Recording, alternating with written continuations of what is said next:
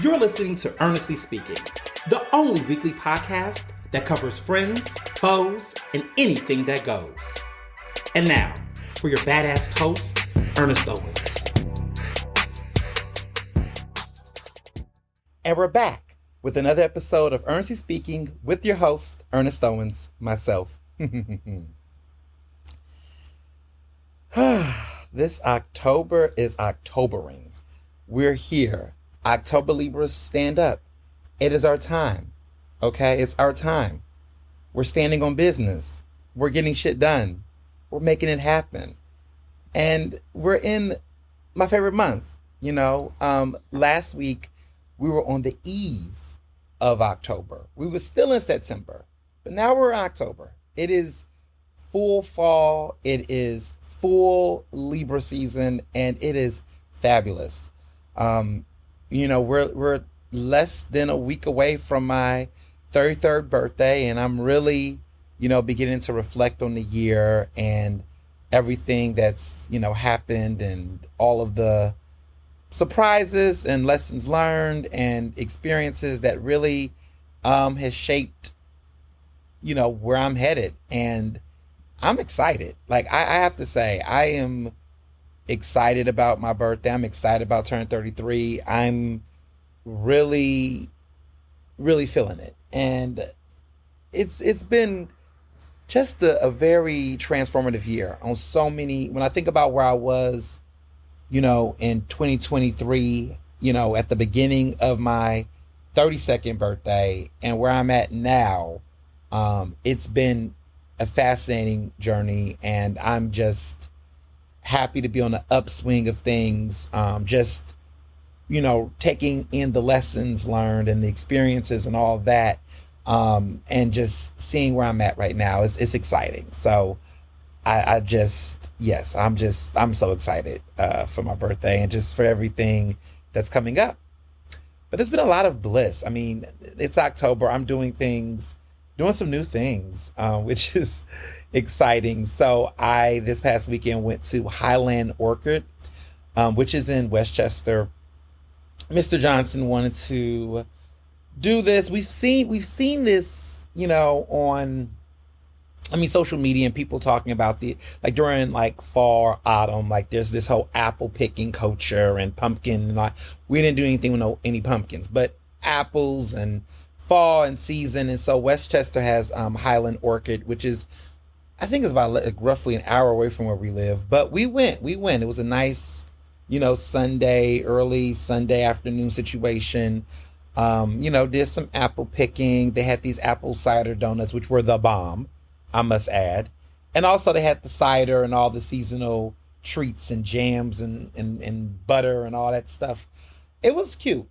I highly recommend it. I think it's one of those types of situations where, the seasonal flavors, you want to go in peak autumn. So, try if you're interested in doing something like this, you need to really schedule it out. One, account for the time it takes to get there, how long you want to be there. We was there for about 2 hours, 2 to 3 hours of change, and really, kind of come in with the mindset of, bring some cash, because some places they really do cash only, or do Venmo or whatever, but try to bring some cash. Card, some of the spots are modern, so, they do accept card and things, but I would just say, bring some cash too.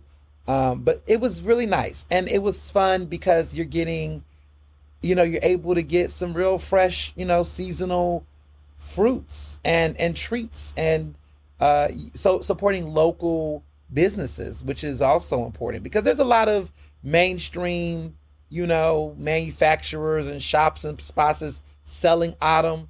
But I really realized Pennsylvania is a real farming state.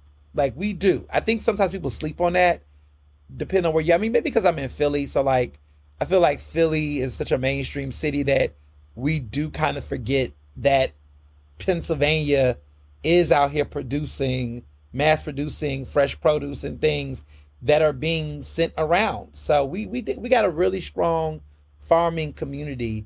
And I should know more about this. There's Farmer John, which is the incredible Krista, who is this black farmer that is out there actually in the Westchester area, around Cheney, Pennsylvania, which is where, I was a professor.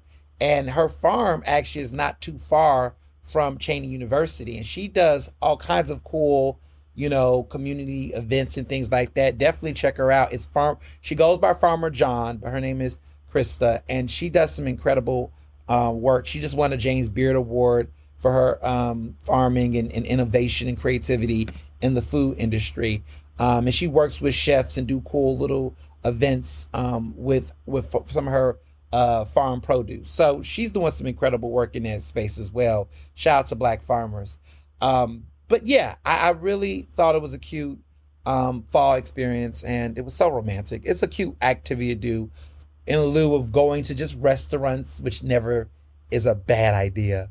But when you want to do something a little different and also in the season, go to an orchard. Go do some apple picking and some cute little things like that.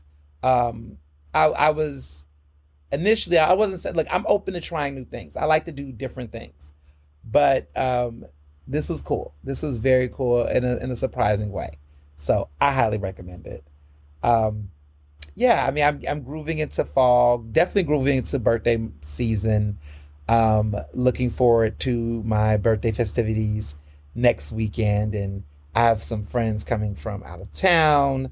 There's gonna be a lot of different activities happening, so I'm fully getting ready for that. I will say my birthday outfit has been finalized. All the pieces and things that I was thinking about wearing has officially came in.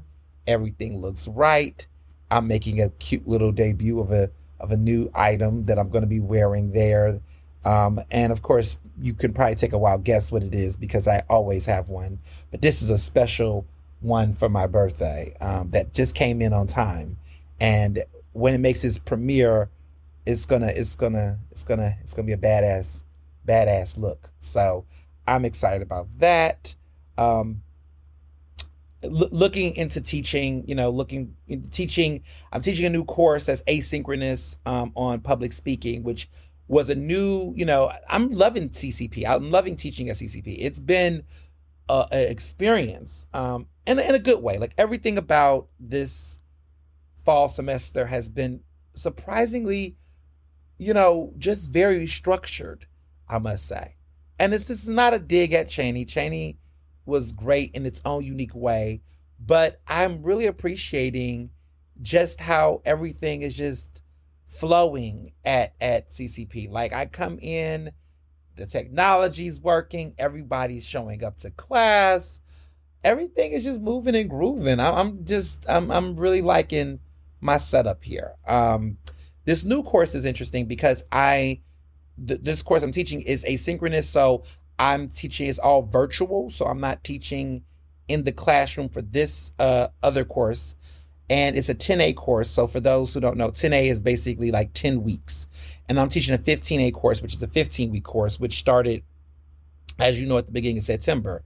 This course started at the beginning of October, so it is a 10A course. And the students are getting everything through modules. So I had pre-recorded my lesson, implemented readings, and there's already assignments, and pretty much it's a very step-by-step self educating type of course for the students. Now, of course, I'm available doing virtual office hours and answering emails, but modules and all the things are timed and scheduled to go out to the students at the start of each week, which is already beginning to be a challenge for some of these students, because I think some of them who have previously taken asynchronous courses at CCP, some of the professors have a different style. Some of them drop everything all at once, like all the lessons, all the readings, all the papers, everything is just all at once. And there are some students who will, I think, take everything, speed up everything, and do it within 2 weeks. That's not how I wanted to teach this course, especially on public speaking. I'm doing it in a very gradual pace, not a great glacial, but a gradual pace. Because, I told these students that it is a sprint, not a marathon. No, it's a marathon, not a sprint. I'm sorry. Let me be clear. It's a marathon, not a sprint. And what I mean by that is that if you are really invested in learning the art of public speaking, if you really want to get better, it takes time. And the information that I'm providing these students through my lessons, through the readings, the goal is, look at me sound like a whole professor. I am, but I'm like, look at me. I sound like I am, I guess. I guess I am. But it's like, I'm hearing myself. I'm like, I sound like I'm somebody's instructor, but I am. The goal is for them to, I'm teaching this course, and I'm teaching my courses the way that my favorite professors and educators taught me. And it's about patience. It's about giving people time and grace to really understand the material, to master the material, and to really excel. And I think some of the worst professors I've had over the years were those who just kind of just wanted to just throw things at people and just make you just, get grasp and apply. And it's like, well, did you walk away learning? Like, did you really learn skills? Did you really walk away from that course learning things that you're going to apply? Or did you just do a bunch of assignments to just get graded and then done? And I think about specifically my time at Penn, USC, in my master's program. I actually love that program because actually the way in which I was taught during that program was very much the way that I'm teaching my current classes. Penn, I had some professors that were very, good. They were very like, okay, here's some of the materials, read these, do these readings. Let's discuss in class. Let's unpack these things.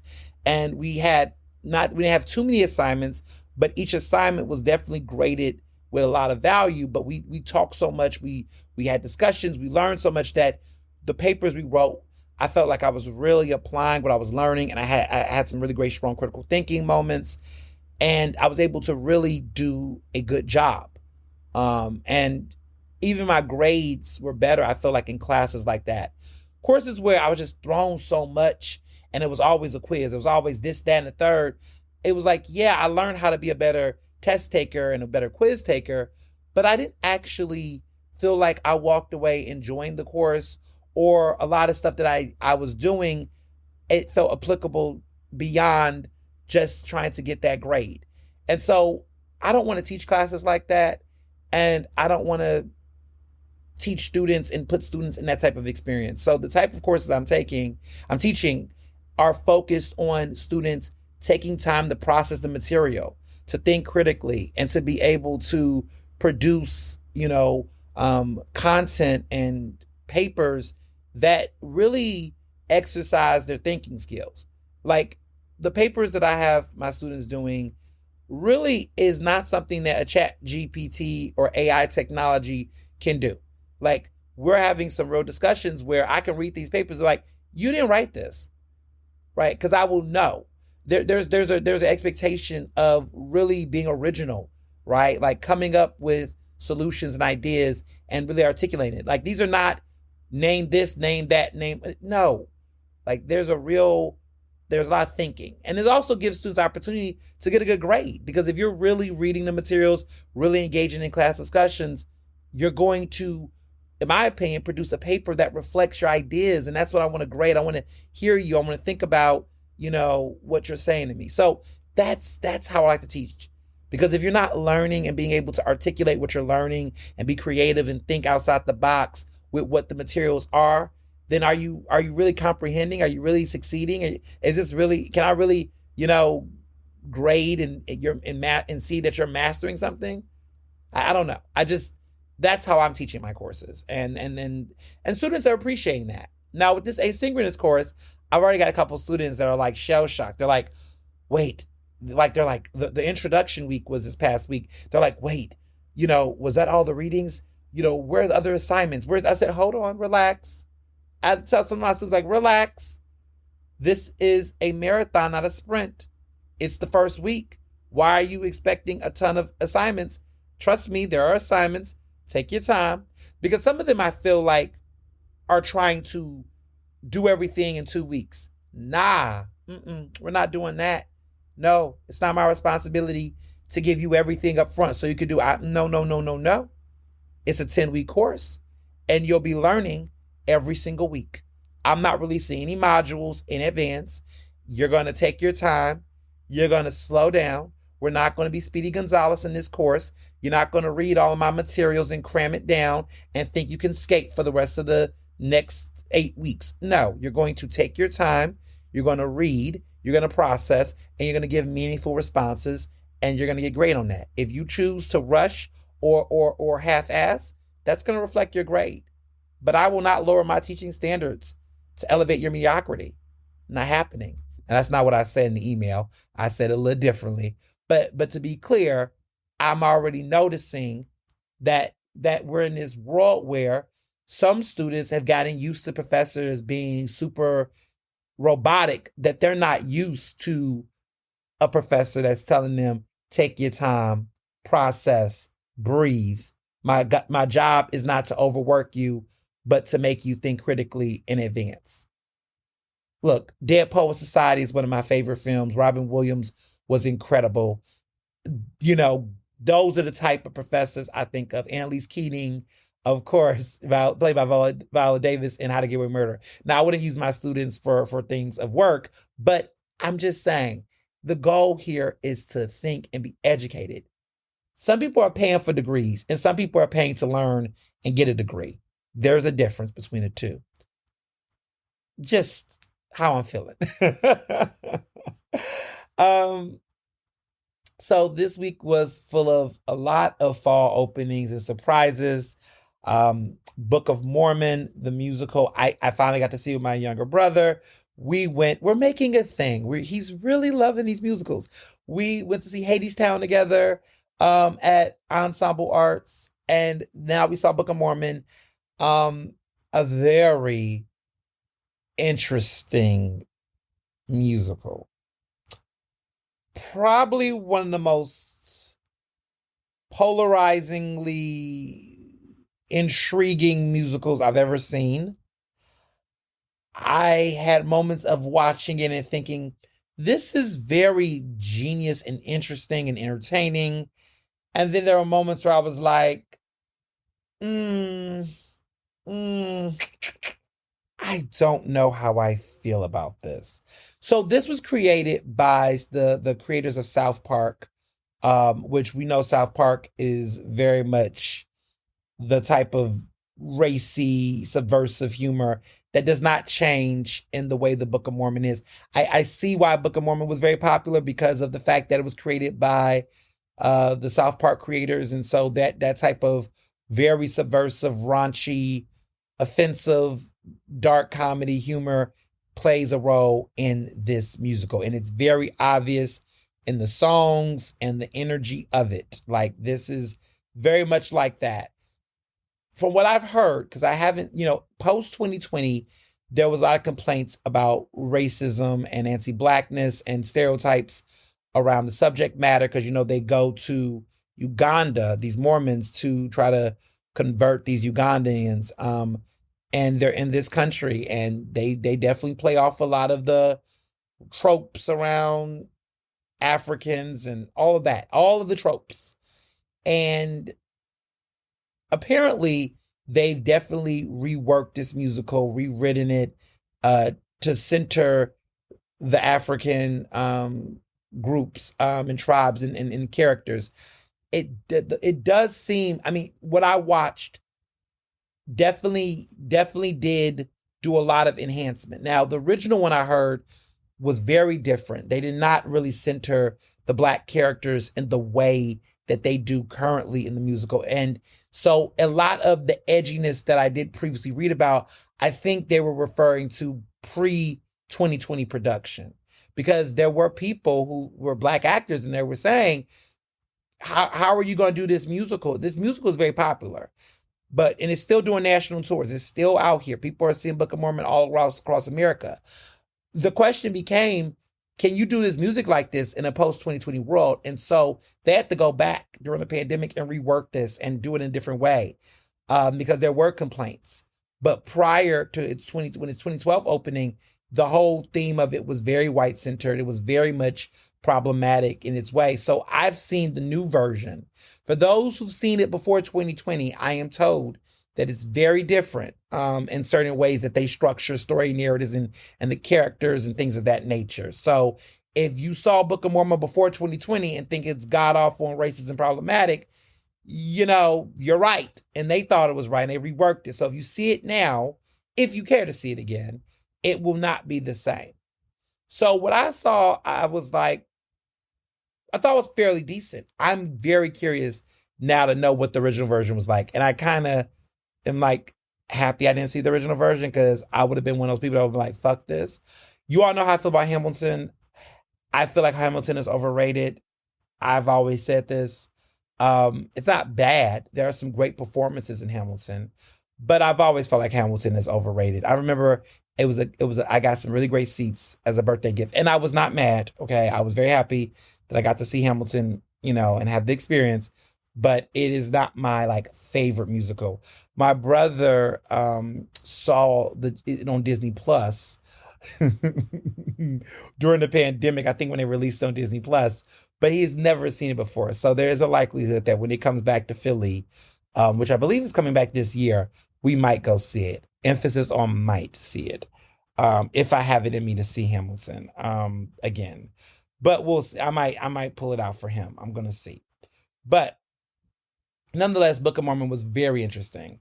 Y'all know I'm a classics girl. These new musicals, man, I mean, they're good. But I'm a classics girl. I love a classic. I love something that's been around for 20, 30, 40 something years. I love the classics. But the new musicals, the new classics, as they call it, like Book of Mormon, won the Tony for Best Musical. But like Hell's Kitchen, which did not win Best Musical, thank God. Like, I don't care about Hell's Kitchen. And you know what? I will say that I am interested in musicals, the new musicals that are not trying to be what I call jukebox musicals. I don't really like jukebox musicals. I mean, okay, Tina the musical was cute. All right, I did like that. But I do get a little annoyed that now half of Broadway musicals out now are like the jukebox musical. So like they're like a musical biography of a famous music artist, and they're singing their hits. Okay, Ain't Too Proud to Beg is a great musical. But it's like, again, all of these Broadway musicals that are like based off of songs we hear. I feel like that's cheating the Broadway experience. Like, go see the original musical. Go see original songwriting. Like, I just feel like when I see people say, I'm going to see a Broadway musical, why are you only seeing the Michael Jackson musical, the Tina Turner musical? Like, you're only seeing jukebox musicals. Like, Hell's Kitchen is a bunch of Alicia Keys songs and a couple of new songs, I suppose. But like go see something completely different that you haven't seen before, that's unexpected, and be surprised. Like, see a Sondheim musical. Like, you can never go wrong with Sondheim. Go see something that is just not jukeboxy. I mean, and I say this, like, I like Mamma Mia. Mamma Mia is a classic jukebox musical, though. Like, that's album music. That's the original, baby. But I feel like so many musicals out now. Like, there's a Louis Armstrong musical coming that's probably going to do well. But, like, I'm just tired of all the jukebox musicals. Like, I want to encourage people to see original musicals that have original songs. Like, recently, The Outsiders won Best Musical recently. That's a musical, original music. The producer was Angelina Jolie, of course, an icon. But Come Away With Me, original. I don't know. That's just something that's on my mind. So, Book of Mormon is an original musical. And so it was fun to watch because it was songs that, I never heard before. And it was fun. That's how I feel about Hadestown. That was a great musical. New stuff, new material. So I feel like jukebox musicals, while they can be with great performances, great singers and all that, I just feel like the concept is just it just plays off of the laziness of consumers. Like, I feel like you're not really a true Broadway musical lover if all your favorite musicals are jukeboxy and that's all you go see. Go see Wicked. Go see something like that. Don't see too many adaptations either. Like, okay, Lion King, Aladdin are great, but go see actual original musicals that are not in a movie theater, Just that's my personal take. Other great news. Of course, the Honorable State Representative Andre D. Carroll is officially a state representative. He had an incredible inauguration, this past week. He got sworn in Harrisburg, and his inauguration in Philadelphia. I was there in the courtroom. What a great time to go to court, to see, my good friend become an elected official. It has been a journey. He ran back in 2022. He had lost his first bid, but he came out strong this year, 2024. Got in much sooner than he expected. He won the primary in the spring, and then because Stephen Kinsey decided that who was the incumbent, or the incumbent, yes, he, resigned early and stepped down. It triggered a special election to which he ran and won. He is going to be on the general election ballot on November 5th,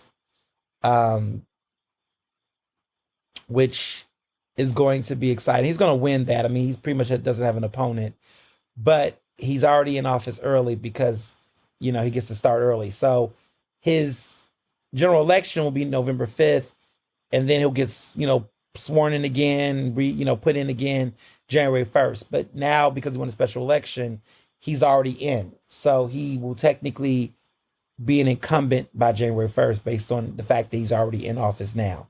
So he's a state representative. It's official. He's in there. He's the second Black gay state rep in the history of Pennsylvania history. The first, of course, is Malcolm Kenyatta, who is currently running for Auditor General. So, it's going to be interesting to see how that plays out. It's going to be interesting to see it. I mean, he's going against Timothy DeFore. We'll see how that race plays out. I'll just leave it at that. It'll be interesting. Other news, other things. I did a happy hour at Austria, which is Austria, which is on North Broad Street, near Temple Campus. It's over there in North Philly, Center City, that Broad Street area. It's an Italian restaurant. A lot of people really love the food there. They have a brand new happy hour, and they got this really beautiful outdoor, atrium type of energy, garden situation, and did a happy hour there this past week. That was fabulous. I mean, really great bites. Let me tell you about this happy hour though, because I have some things to say, and these are all good things. This is the type of happy hour that bleeds into a dinner situation. Like the happy hour bites, the portions, the flair. This isn't like typical cheesesteak egg rolls, burgers and little bites. Like they're giving these lighter portions of pasta, octopus, they have the pizzas. Like this is really good quality like bites. And what's interesting about it is that it's the kind of happy hour where it's from 5 to 7. But if you really play your cards right, and you come in around 6 and you order up top, this is one of those happy hours that bleeds into like an early dinner energy. And so I went with one of my frat brothers, and we had a great time. And one of the things about the dinner was that, the happy hour was that we started off, doing the light bites, but then when I started like the salad, they had a broccolini salad that was amazing. But that was not a typical small little salad. That was like something heavily portioned. And so they had these really great cocktails. Their cocktails were nice. They had a cocktail of the day, which was a derby, which is like, who's doing bourbon derby, like Kentucky derbies and those type of derby cocktails, like for a happy hour. And they also had these really great spritz. When I tell you how big that glass was for that spritz, I was like, wow, okay. Like you all are not flinching here with your portions and with your delivery. I was impressed. The pasta portions, the pizza, it's me. This is a meal. And so this is one of those happy hours, I want to say this again, that you go in with the mindset that you're going to have a nice long conversation and you're pretty much going to have dinner and you might have some leftovers. I mean, you're pretty much going to have leftovers. Like if you play this right and you order what you want to order off the menu, this is the type of situation where you're basically going into a dinner. So I would say go at 6 o'clock. Don't go early 5. Maybe if you want to have your early dinner girl, go at like 6.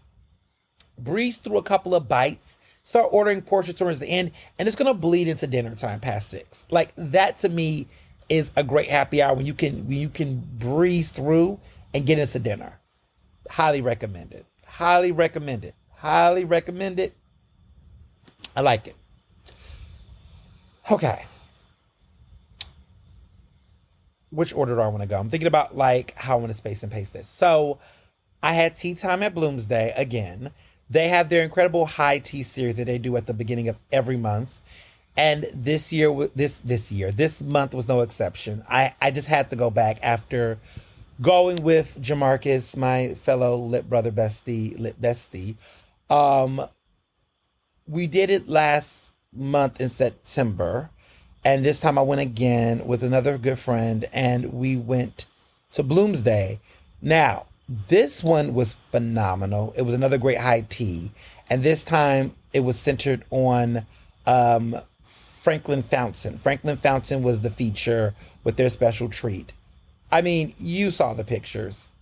It was a great time. I mean, just, herbal teas, all the treats, just a really fancy high tea. And I love it. I really do. Like, I love the vibe here. It's just a good time. Like, you just can't go wrong with the elegance and the decadence of it. It's just, they really do it up. They do their high teas up.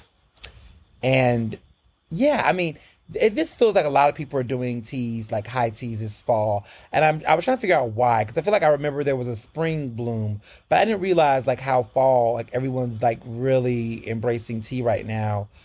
And I think it's because of the weather. And it hit me that like it's happening again. It's ramping up again. And I'm really into it now. Like, I mean, this is maybe like the third or fourth high tea I've done this year. But I'm realizing I'm a hot tea girl, because I don't drink coffee. So this might be my thing. I'm really realizing like I'm a tea girl. The tea is hot, especially going with these friends. Like every time I go, like we're really sipping on tea for real. Okay, the tea really be hot at these places. In a conversation, just saying. So now, you all have been seeing my Instagram and my Instagram stories. I have been standing out because I broke a really great exclusive. Levain is how I call it, or Levain, depending on who you ask. It is French for, Wrigh.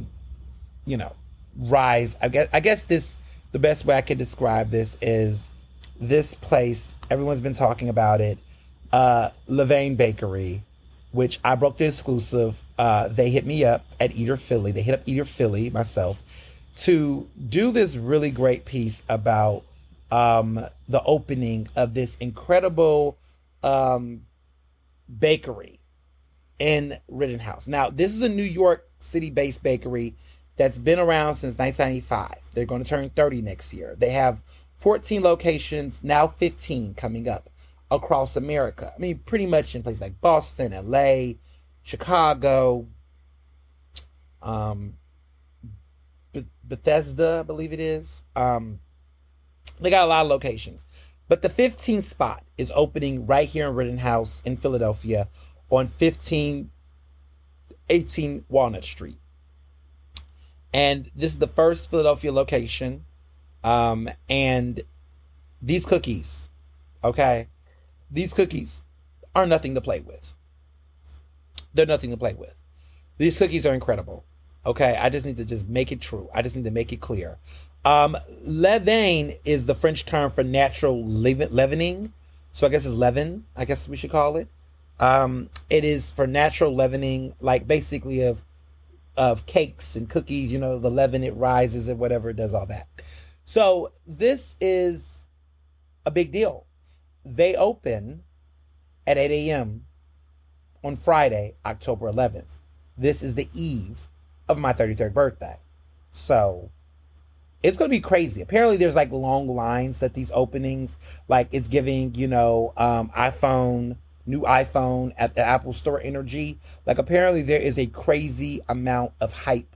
And the traffic on my recent story, which they gave me the tea, okay? They gave me the exclusive. I interviewed the co-founders of this incredible, which are two women. It's a women-owned bakery.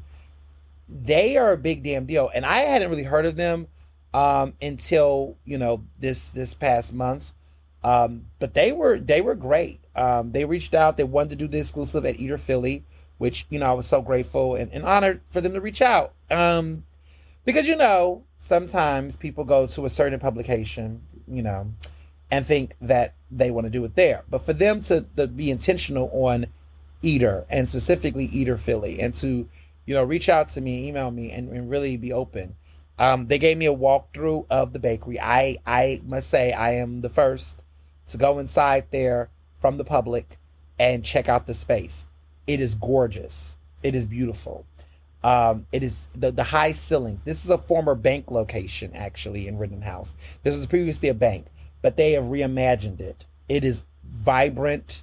It's colorful. And let me be very clear. This is not a cafe. So this is one of those places where you're going to go. They got a kitchen that they're going to show. Like, you can see them baking the cookies.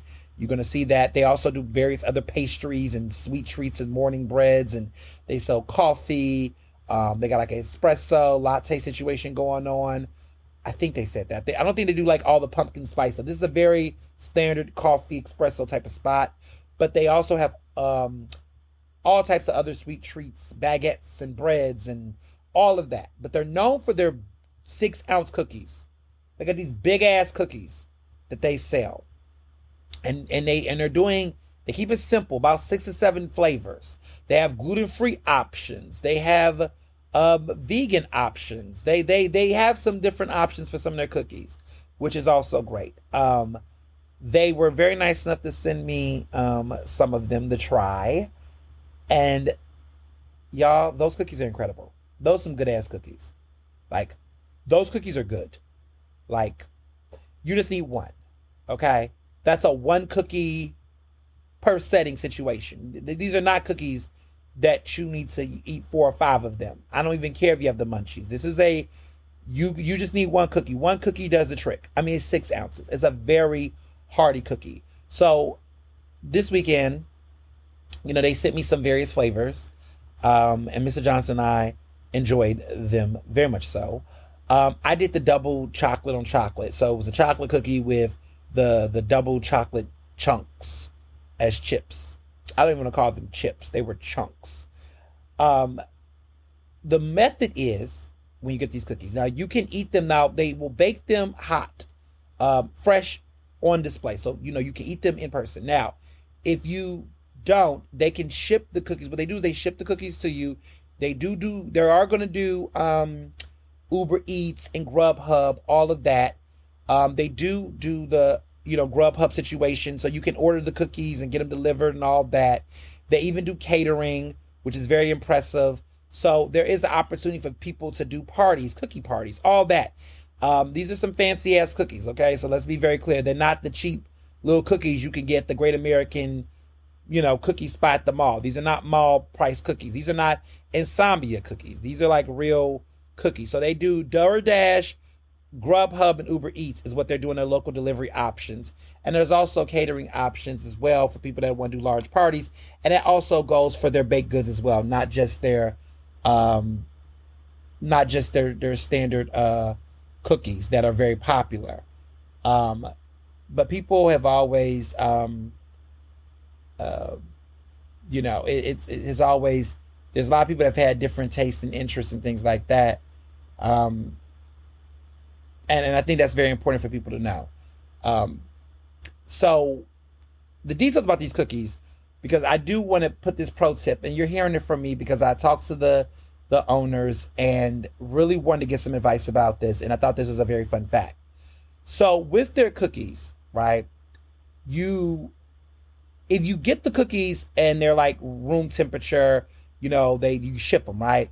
You should put the oven at 350 degrees and bake them, reheat them up for about good 5 minutes. That allows for them to go back to the original. Do not microwave them, okay? Bake them at 350 degrees at 5 minutes. So that's what I did. And let me tell you something. The way those cookies came out, they taste exactly like they did when I did the tour inside the shop, okay? So what I did with my double chocolate cookie I had it with some delicious chocolate on chocolate gelato from Talentini, and it was the perfect combination for a sweet treat. These are the best cookies I've had in a long ass time. I like cookies, but I never was the type to like go to a place and order cookies like that. I was never that person. But I will say this was definitely different. Like, prepare for long lines in Rittenhouse. Prepare for the new hype John of the season. It's these damn cookies. Now, the fun begins next Friday morning, 8 a.m. There'll be a grand ribbon cutting. There's going to be tote bag giveaways with free bakery swag for the first 100 guests. There's going to be surprises all weekend long during birthday weekend for me. And also, opening day proceeds at 11 Rittenhouse will go to support the anti-poverty nonprofit Broad Street Love, which you all know formerly as Broad Street Ministry. All the proceeds will be donated to support them on the first opening day, which is very generous because you know the opening day is about to be crazy. They're gonna sell the cookies. They're gonna sell a lot of shit. I mean, you know it's about to be crazy over there. So for them to give away the proceeds of their first day opening to support a charity like Broad Street Love is crazy. And also wonderful. How thoughtful. So for all you folks that's like, no NYC in Philly, keep Philly, whatever, look, it is what it is. Sometimes New York coming to Philly is not a bad thing. And in this case, this is a very good thing. And I'm here for it and I support it. And I think it's dope. Now, for people that want to know other details, starting on October 12th, I think after the grand opening, 11 Rittenhouse will be open daily, y'all, from 7 a.m. to 11 p.m. 7-Eleven. Okay, they're open from 7 a.m. to 11 p.m. So they're baking cookies all damn day. They're gonna have their morning muffins and treats in the morning. So you get up early in the morning before work, you know, you in that area, stop by and get you a sweet treat, a muffin, you know, a pastry, some bread, whatever you want to get. Get in the morning. Afternoon, you craving a cookie. You got the late night munchie. You want to get a quick little cookie at 10 o'clock at night. They're open. These hours are crazy. They are open from 7 to 11. Okay, they are not playing. Now, people are talking about comparisons. Let me just say this. You can't compete where you don't compare. These some gourmet ass cookies. These some gourmet ass cookies. So I'm not playing with them, okay? And you shouldn't play with them either. I'm not going to play with them, okay? Insomnia who? Baby, these cookies don't even look like Insomnia. Insomnia cookies are thinner or smaller. Look, there's a certain type for them. And I used to like Insomnia cookies. But I've heard that over the years, the quality of Insomnia cookies are not the same.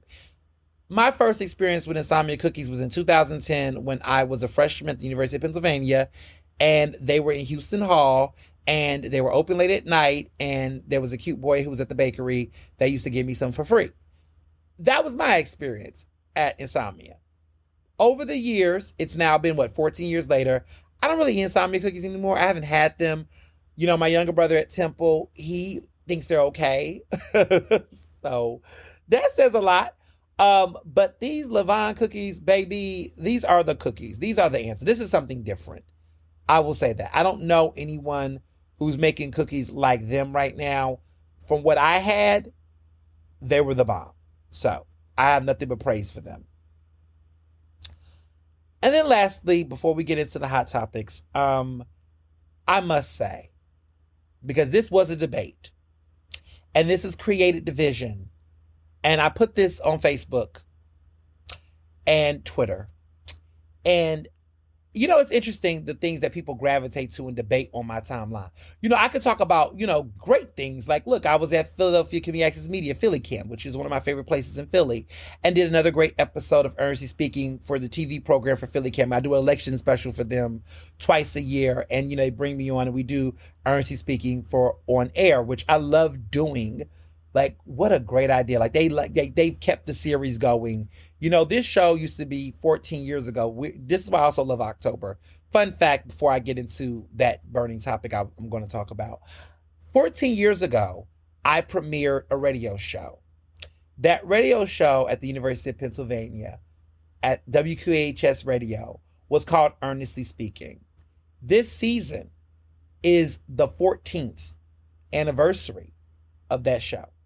There are people that listen to this podcast right now that also was around 14 years ago and listened to me do this on a college campus. It was a 2-hour radio show that is pretty much like this show, but except it was about focused on campus issues. We did talk about pop culture and things like that, but it was really much into the hot drama of the University of Pennsylvania.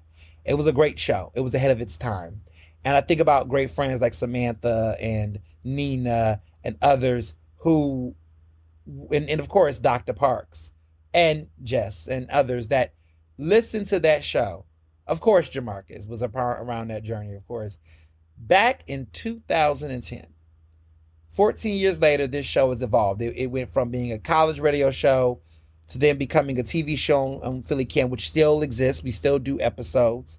To then becoming the podcast that it is. And look at that journey. Look at the journey, you know. When it hit its 10-year anniversary of this experience, this has been one of the most consistent passion projects of my entire career. Pretty much, it is the first thing. This was the first media endeavor I ever did. And it endures 14 years later. Like, this is what made me interested. Like, I was coming to Penn 14 years ago as a freshman, interested in political science. My major was initially poli-sci, and then it was politics, economics, and internet, something like that, PPE. Politics, philosophy, and economics. They had a major in that discipline. And so I was going to be like a dual degree. I think I was going to do that. I think I was interested in international relations. Like, I was interested in being a politician. I was interested in government. I was going to go to law school, all that. And I ran for student government. And it was a very interesting election, to say the very least. And that experience made me want to do a radio show because so much of how I was being discussed about on campus, I didn't feel like I had a voice to really, you know, share my thoughts. And so I thought about doing the radio show. They was looking for different people to do it. And they were looking for a very tricky hour, which was the 8 to 10 o'clock slot on Friday nights. Was it Friday nights? I think I did. No, Saturday. Saturday from 8 to 10. And they didn't have a slot. And so I just was like, well, sure, I'll do it. Why not? And so when I first did the show, I came into the mindset of I just wanted to get people to get to know me on campus. And I wanted to just basically set the record and just be myself. And I thought that was just what I was going to do for a semester. And it became something that took a life of its own. And it shaped my passion and made me think of media in a different way. And I quickly changed my major to being communications with a concentration in politics and public service. But I changed my major and fell in love with communications, changed my career trajectory, decided, you know what, law wasn't for me, politics. I was interested in those things, but not in the way I thought. I really love journalism, and I really love what I'm doing here. And so my passion started in radio, and then it became in writing, because I never forget a good friend of mine at the time said to me, if you write how you talk, you'll be a hit. And I never forget that. And so that's when I began writing. And so the way in which I speak on radio and on audio, the way I was expressing my opinions, I conveyed that through writing and became a columnist at the Daily Pennsylvanian, which is the DP. And then that led to more exposure. And then people said, look, you look good too. You sound good. You write good. You look good too. You should do some TV stuff. And I dabbled in TV, college radio. I'm not college campus TV. So that campus TV show, a campus radio show, and a column at the same damn time. Okay, we multimedia. And then that put a seed in me to brand this. And that's how Ernest Media Empire started in 2012. After I got an opportunity of a lifetime to write for the Huffington Post. After that, the rest was history. I knew what I wanted to do. I knew that my career would be in journalism and media. I knew that I would have this multimedia career where I was going to do it all. I wasn't going to just do one thing. And that those seeds was planted based off of the experience I had doing Ernestly Speaking 14 years ago around this same October. So I say all I had to say that you can manifest dreams for yourself. You can manifest opportunities for yourself. And that if you really like something, you can make it happen and you can make it endure. And that at the time when I was doing this on campus, that back then they didn't want me, now out there all on me, Mike Jones, okay? Another great historian, great Houstonian. At the time, some people thought it was a joke. They were just like, oh, this is silly. Like, this dude, who does this dude think he is? What is this Ernest Media Empire? Oh, he's hilarious. We've heard that story of so many people who had dreams in college. I mean, Lady Gaga, they created a Facebook page about Lady Gaga saying, you're never going to be famous, Stefani Giannata. They made a whole Facebook group teasing her when she was at NYU and saying that she's never going to be famous because she had aspirations to be great. And to a certain extent, when I was on college campus, I had aspirations. I was that dude. I really believed in myself and was like, I'm going to be somebody. And I'm going to do some crazy stuff. I'm going to make it happen. Like, I had those dreams. I spoke that into existence. And I was in dorm rooms with my friends, and they still remember this today. We used to talk about it. They used to say it. They used to say, oh, you're going to be on TV one day. You're going to do these great things. And I was very adamant on saying, look, I'm going to make some myself. I'm going to have this media career. I'm going to make history. I'm going to be a game changer. Like, I spoke that into myself. And I've went through all the different journeys and experiences. And here I am today. And so to that college kid that's listened to this podcast, that see me on Instagram, see it, speak that into yourself. It does take work, okay? It's not easy. I bust my ass. But invest in the dream when other people are not buying into it. Like now, a lot of folks like what I do. A lot of people are encouraging. A lot of people root me on and support me. I got a lot of haters, but I also have a lot of more fans. I got more fans than foes. And people encourage it now and believe in it and all that because I'm now there. But there are people there. I think about the folks that was very much encouraging before, right? Before, like when I was making t-shirts and sweatshirts and buttons and all these things, there were people that just thought I was crazy. It was like, what is this? Like, why, And it was also a double standard because at that time, I remember the white boys, the little Donald Trumps, the little, J.D. Vance type of dudes that used to have modest proposals and big ideas. A lot of them ideas flopped. Startups and websites and blogs they wanted to do, talking about boring ass shit. That flopped, never made it, didn't do anything. A lot of them didn't end up doing and pursuing. But people used to easily gravitate towards them. Like whiteness, like, oh, this dude wants to do this thing. Let's support that. Let's encourage that. Oh, they're a boss. They're brilliant. They're this. They used to get all the compliments, the white boys that were in tech, that was in finance, that was in those spaces. But me, right, the black gay boy, right, at the time, who had these creative ideas, everybody was like, I don't know about that. It's okay, I guess. They didn't see it. There was a double standard. I was difficult. I was over ambitious. Oh, I remember. I don't forget shit. My memory long. Okay.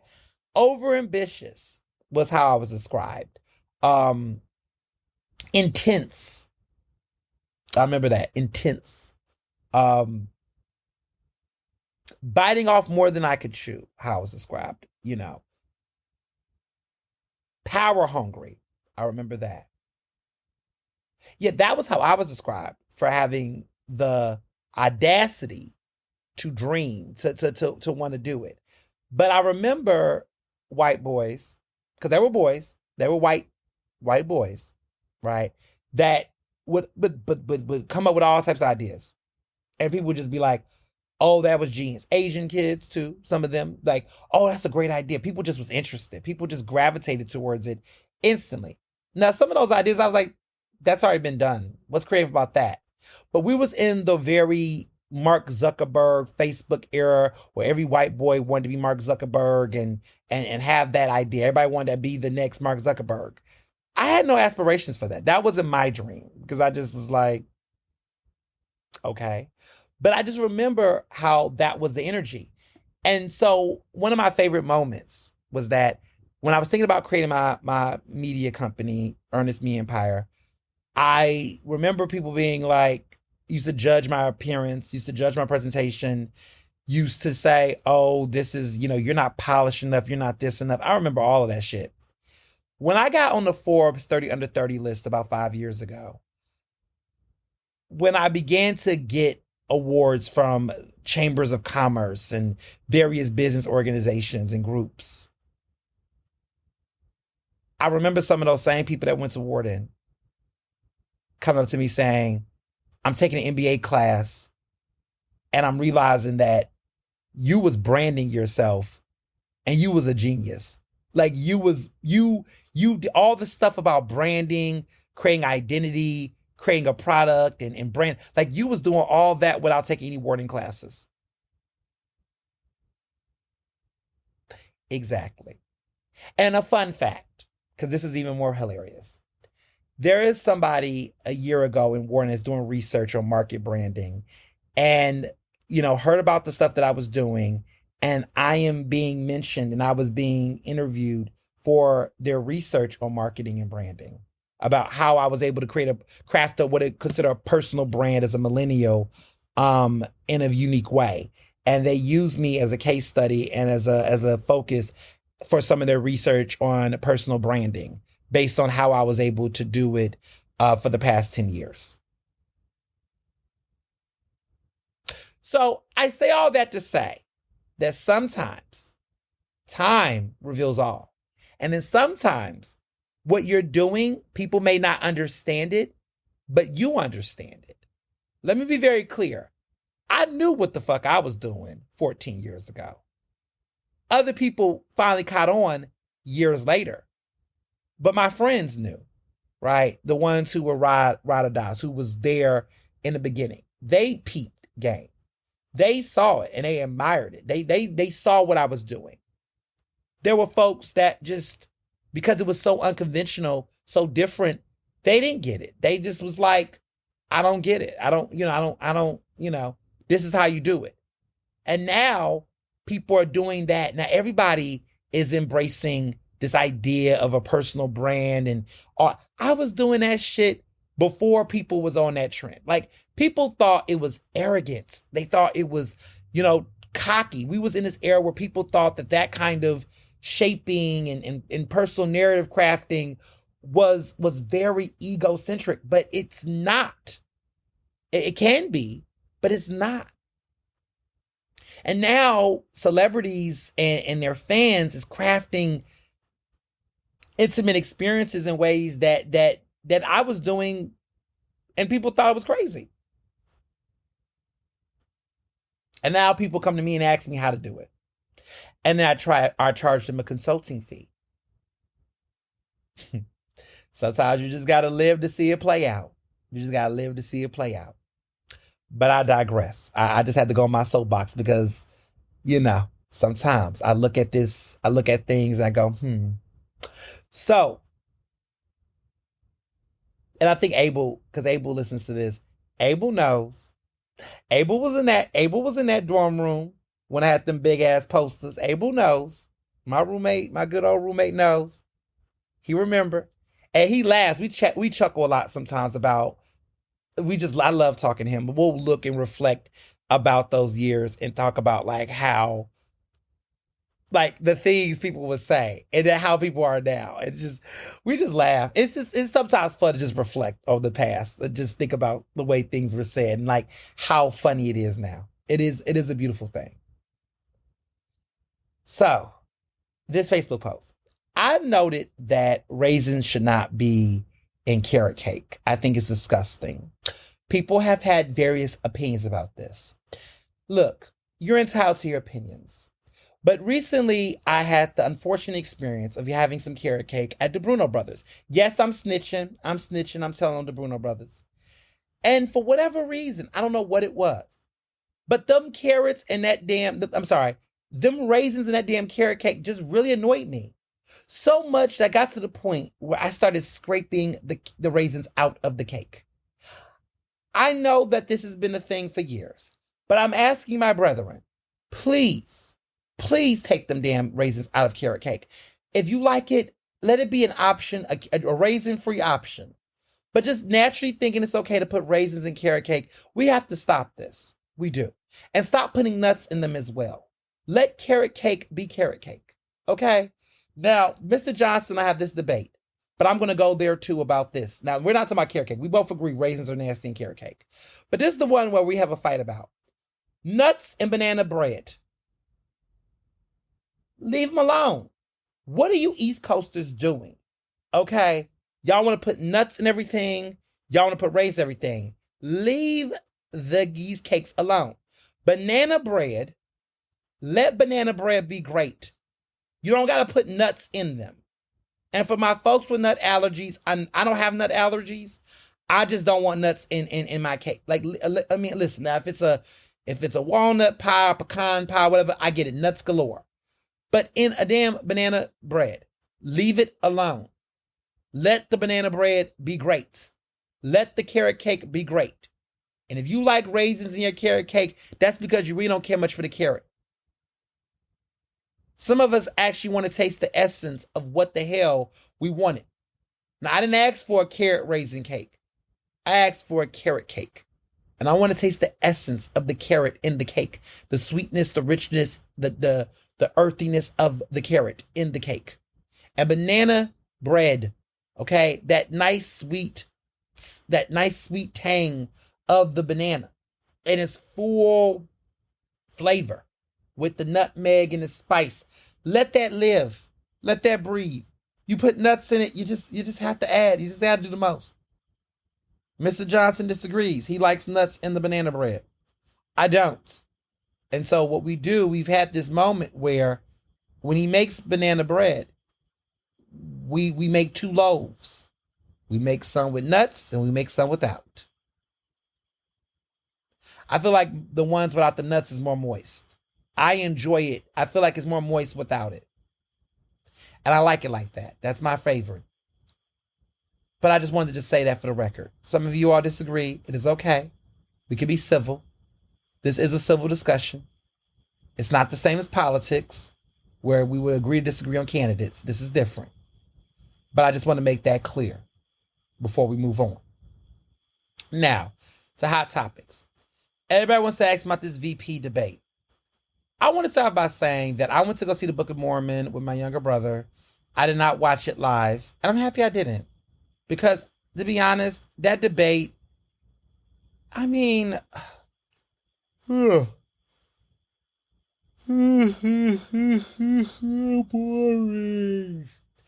It was a snore fest. It was boring. I was bored.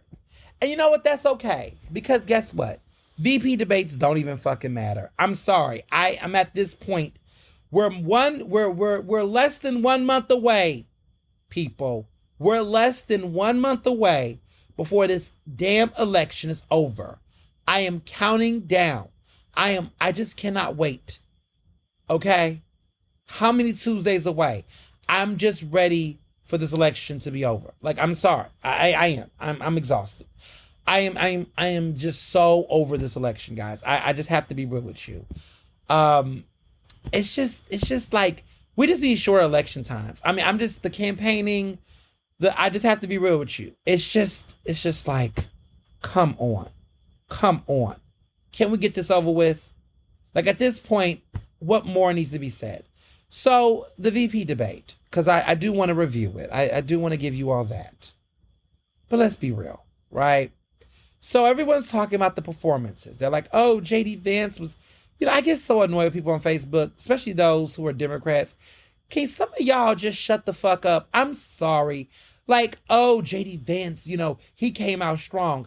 Okay, this is a dude that is young. He's like, 40-ish? He's very, very young. He's a millennial. He's like, 40 at this point. JD Vance is a younger guy. He's got stamina. JD Vance is 40 years old, okay? He's got stamina. He's about roughly 7 and some change years older than me. But he acts much, he's such a douchebag. But let me just say this. He's younger. He's got stamina. He's got energy, right? Walz is 60. There is a 20-year difference between these men. So basically, Tim Walz is old enough to be JD Vance's father. JD Vance is an oil salesman. He's slick. He's going to sell. But he lied his ass off the entire time. I'm not going to give props to a man that can lie eloquently. He is a better Trump, right? He's younger. He's more energized.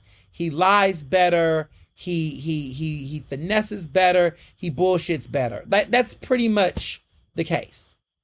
And even interesting enough, he's going to acquiesce and play the debate game where he's giving the old school Lincoln Douglas debate that we all learned how to do in college, some of us, where you're gonna be respectful, you're gonna be mindful, you're not gonna come across as weird. JD gave a lot of compliments to Walz. Walz and him tried to be hospitable to each other. Okay, cool. They had a civilized debate. And you know what I think was interesting about this debate was that it reminded us how long it's been since we've seen a civilized debate. We haven't seen a civilized debate since 2012 when Obama and Mitt Romney debated, right? Since 2016, for the past 8 years, the presidential debates have been chaotic. They've been chaotic. I mean, when Harris, debated against Trump's last running mate, which now has went away, Mike Pence, that debate was a little hostile, but it was a little bit of a more meatier debate, okay? But still, debates have traditionally been, since the Trump era, very erratic, very, misguided. It's, Trump, we're just so used to Trump representing the Republican Party in such a bad light that seeing J.D. Vance was, I guess, refreshing to some people. And also was not the fiery cat fight that I think some people may have anticipated. It was okay. It was just fine. I don't think Walz hurt himself. I don't think it was this big. Everyone's about the Tiananmen Square, where he apparently, misspoke on when he was there and all that. Like, nobody cares. Like, at some point, we just got to be real about what people care about. Like, nobody cares. Like, it doesn't make or shape the race. It's not changing it. Watching the VP debate is going to change my mind on how I'm going to vote on November 5th. Said no one the fuck ever. Like, that's just not happening. So it's really hard, right, to really, give this anything. The only thing that I will say about this debate, the only thing that I think stood out to me the most was the fact that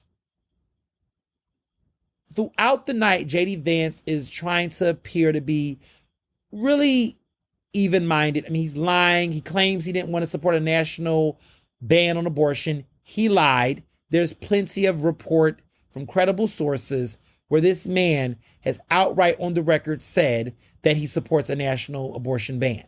He gets on national TV during the debate and completely reverses that idea, says he doesn't support that, yada, yada, yada. I mean, bullshit, right? Whatever. But this man plays himself to be fairly reasonable until closer to the end, when Walz really pushes him to decide whether or not to state on record and acknowledge that Trump lost the 2020 election. Vance could not give a straight answer, which was a total damning moment. And Walz seizes that moment and hold him down. And everything that I think Vance was trying to build for those, 90 minutes of that debate goes out the window. And you realize very quickly, the mask has been revealed. This man is not reasonable. This man is a piece of shit. This man isn't presidential or vice presidential. And the integrity that he was trying to display goes out the window, because that should have been the moment where Vance should have just said, look, Trump lost, we're moving forward, okay? No, he could not in his body. It was his kryptonite. He couldn't in his body admit it. And he basically says, I don't want to go. I don't want to go. We need to focus on the future. We need to revisit the past. Excuse me? What are you talking about? This is a major inflection point of this debate and of this moment. Like, come on. And he wouldn't do it. And then he says, he doesn't go back in the past, but then he goes back to the past and make these false claims that Harris was trying to censor people during the pandemic or whatever, and social media censorship, communism, commula, trying to point to communism. It was some bullshit. But he just couldn't. He couldn't do it. And that told me everything that I need to know about Vance in that moment. So there you have it, people. But that brings us to our next segment. Our next point. Jack Smith, is back again. And the October surprise, there still might be more October surprises, but he is re-indicting Trump. And more damning information has come from his investigation. Okay, this is special counsel. They're still, they're not going to do the trial or the sentencing before the November 5th election. But they are still on him. And new information has been presented in this investigation against Trump for being responsible for the election overturning. That trial is still happening. He's still got to go to court. And more information has come out. So new findings have shown, right? There's now evidence that shows that apparently during the January 6th insurrection, right, that Trump tries to, divorce himself from accountability. There are now reports that he was told that, Pence, his previous VP, his wife was trying to be, that there were safety risks and that there were threats towards, Pence and his family and all this. And this man basically said, so what? And that while he was aware that the insurrection was happening, he should have told the protesters to stop. He was in his office watching it all unfold on Fox News and on cable channels. And that he sat on his hands while a national threat was happening. A breach of security was taking place. Officers were being attacked and killed. This man did not stop it and just sat there and didn't care. And he even said, so what? So cavalierly.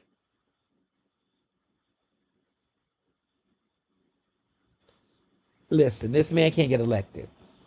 Because what I'm telling you is that I think if this man loses, which is what he fears, he will go to jail. Possibly. He will have other criminal convictions. This is a man who's an adjudicated rapist. He is a convicted felon. He is currently facing several criminal charges for pretty much political betrayal, for being an enemy of the state. And this man is running for president of the United States. He can't go back. So I don't care about all this rah-rah about Harris. I don't care. I just don't care at this point. I know everybody want to have all this. I don't fucking care. If you're not voting for Kamala Harris for president, I'm going to have to say this. You can't be my friend. We're not friends.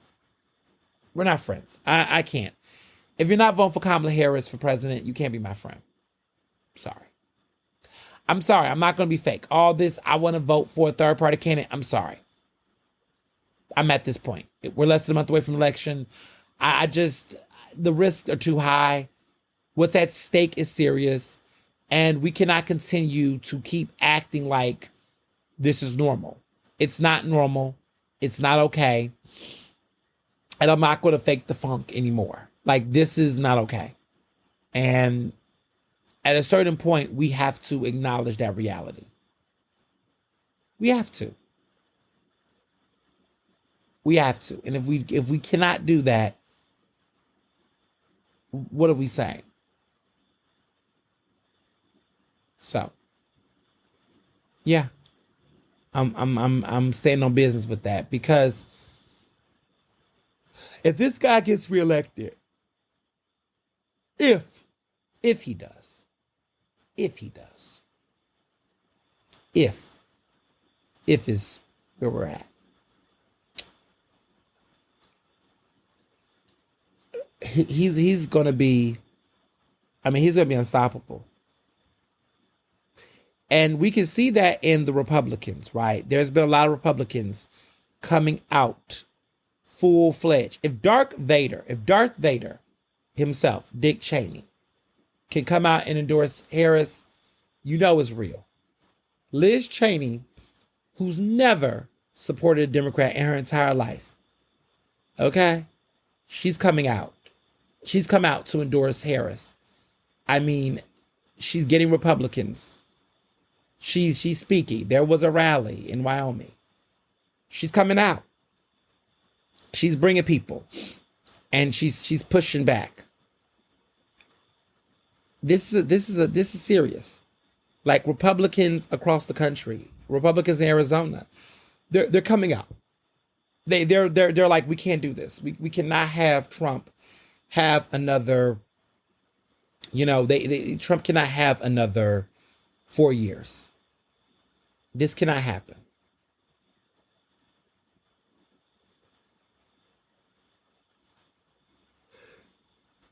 I think he's going to lose. And I can't pinpoint, because there's several pinpoints of why this man could lose. Part of me thinks it's going to be Roe v. Wade. That's going to play a role. And I think the insurrection. I think that the insurrection is having a very profound effect on people in ways that I don't think people are realizing. That the conversation around insurrection resurfacing is reminding people of how dangerous this man is. They've downplayed the insurrection because of how many years it's been since, but people are being reminded about exactly how scary it is. And the fact that there are conversations about the election counting and all that, we're being reminded of why that's even the case. The reason why there's even all of this added legal protections around counting votes and making sure people can vote and that democracy is not being screwed is because of Donald Trump. And so how do you reckon with the fact that the very man that all of the concerns we're having about the election outcomes is being shaped by a very person that's trying to run for president? Like, a candidate is the reason why we're doing all this for somebody that is running. We've never seen it. Like, how do you as a candidate intimidate a system so much that people are ramping up resources to ensure that things are in order because they know you're going to be a whiny brat? Like, we know that Trump is going to be a sore loser when he loses. And so they're preparing for that.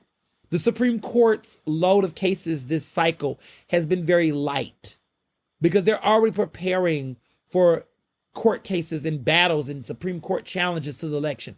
They're already preparing for that because of who the fuck is running for president. Like, the fact that we're even doing all of this because somebody cannot accept the fact that they're going to lose again. Like, we know what's going to happen. There's a part of me that not only wants Trump to lose, but I want his ass to get wiped. I need this to be a referendum. I don't want this to be a nail-biting election. I want him to get his ass whooped. I want this to be a very clear and decisive victory for Harris. And it should be. It should be a very clear and decisive win. This should not be a nail-biter. I hope on everything. I believe in my gut that he's going to lose. But he needs to get his ass beat. Like, at the polls, not physically. We don't need to do any violence, okay? We don't need to. Beat his ass with these votes. With these votes.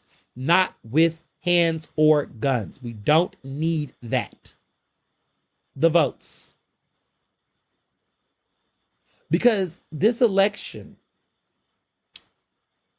like, this needs to be a loud message that we're over this Trump era. We don't need any more replicas, no more Trump mini-me's. Like, it just needs to just be dead on arrival. And so he's already said that if he loses this time, he's not going to run again, which is probably the smartest thing he has said. And also, I think that the Republicans will have no other choice. Like, if this man loses again, there's no 3 times here. Like, this is it. He fooled you once. Well, actually, the gag is this is his 3rd time run for president. He won the first time, but the goal is 2-3. Okay? 2-3 losses. The Republican Party's got to move on after Trump. And you know what? Nikki Haley is going to benefit because I think Nikki Haley is going to be able to say, see, I told you so. Even though she acquiesced and endorsed them because she's she can't sit down. But she's going to have her big, huge, I knew this was going to happen moment. And she's going to play into that. And I think that with Harris winning, it's going to force the Republican Party to lean into women. And I can see them pushing Haley up. I can see it. But we'll see. The other big thing that I do want to share. Okay, so outside of Liz Cheney endorsing Harris, there was also some interesting other people. Bruce Springsteen, who's been a big Obama fan and supporter, has come out to endorse Harris. Also, Magic Johnson has come out to endorse Harris and also has been going to rallies. He went to Michigan and really, really gave a very great, strong speech supporting her. There seems to be an uptick in men coming out for Harris, which is very strong. Men from various generations, racial identities. And I like to see that because I think that, let's be very clear. I do believe that black men are supporting Harris, like no doubt about it, right? But it is nice to see black men and other men coming out publicly because the visual support in that way is helping to combat still false narratives. There was a stupid story that I read in New York Times about Georgia and about Trump trying to appeal to black men and trying to play into this whole, the campaign has a hard time with black men. But what was interesting about that story was that even though the headline leans in that direction, they say in the subtitle that most men are going to basically support, most black men are going to support, Harris for president. But there are, and I was like, okay, if most black men are going to support Harris, why are we still pushing this narrative? Like, the concerning demographic in this election, to be honest, is the Latino vote. The Latino vote is actually, the way it's moving is really like shaky. Like, definitely showing larger strides. And the direction has been trajecting towards likelihood for Trump. And that's interesting given Trump's rhetoric around immigration and Latinos. Like, why are they pushing for this xenophobic man, given that he's made it very clear in various ways that he doesn't have the nuance or the care about the nuance and diversity of the Latino community. So why are Latinos increasingly showing support for Trump? Like, that to me has not gotten a lot of coverage compared to the same tired tropes around black men and Trump. Like, I just wish we move on. There is a segment of our community that is entertaining Trump for various internalized anti-blackness and misogynoir reasons, right? They don't want a woman as president. They don't want to see a black woman as president for various reasons. Like, that's always going to be that demographic of people. But you know what? It's much smaller than Latino men. It's much smaller than white men. So why are they getting an over-indexing, right? I'm not saying it's not true. There are some, but there's always some. Sometimes, I prefer, well, sometimes, not often, but very sparingly, I might drink white wine. Have I had white wine? Yes. Do I drink it often? No. Knock, knock, who's there? Black male voter. Black male voter who? Black male voter who mostly drinks red wine and mostly support the Democratic Party. That know that there's a couple of folks that, like me, I will sip some white wine. And there are some that will entertain Trump, not myself, not making that comparison. But what I'm saying is there's always going to be outliers. And I think that spending so much time on these black male outliers that is entertaining Trump for whatever reason is not worth all of this ink on paper. That's all. That's my bottom line. I'm just tired of the over-indexing. Y'all bump into a couple of dumbass podcasters and some random pages on social media and begin to really try to act like there's this trend. There's not really a trend. And I think some of these people are trolling and being contrarians because they like the attention.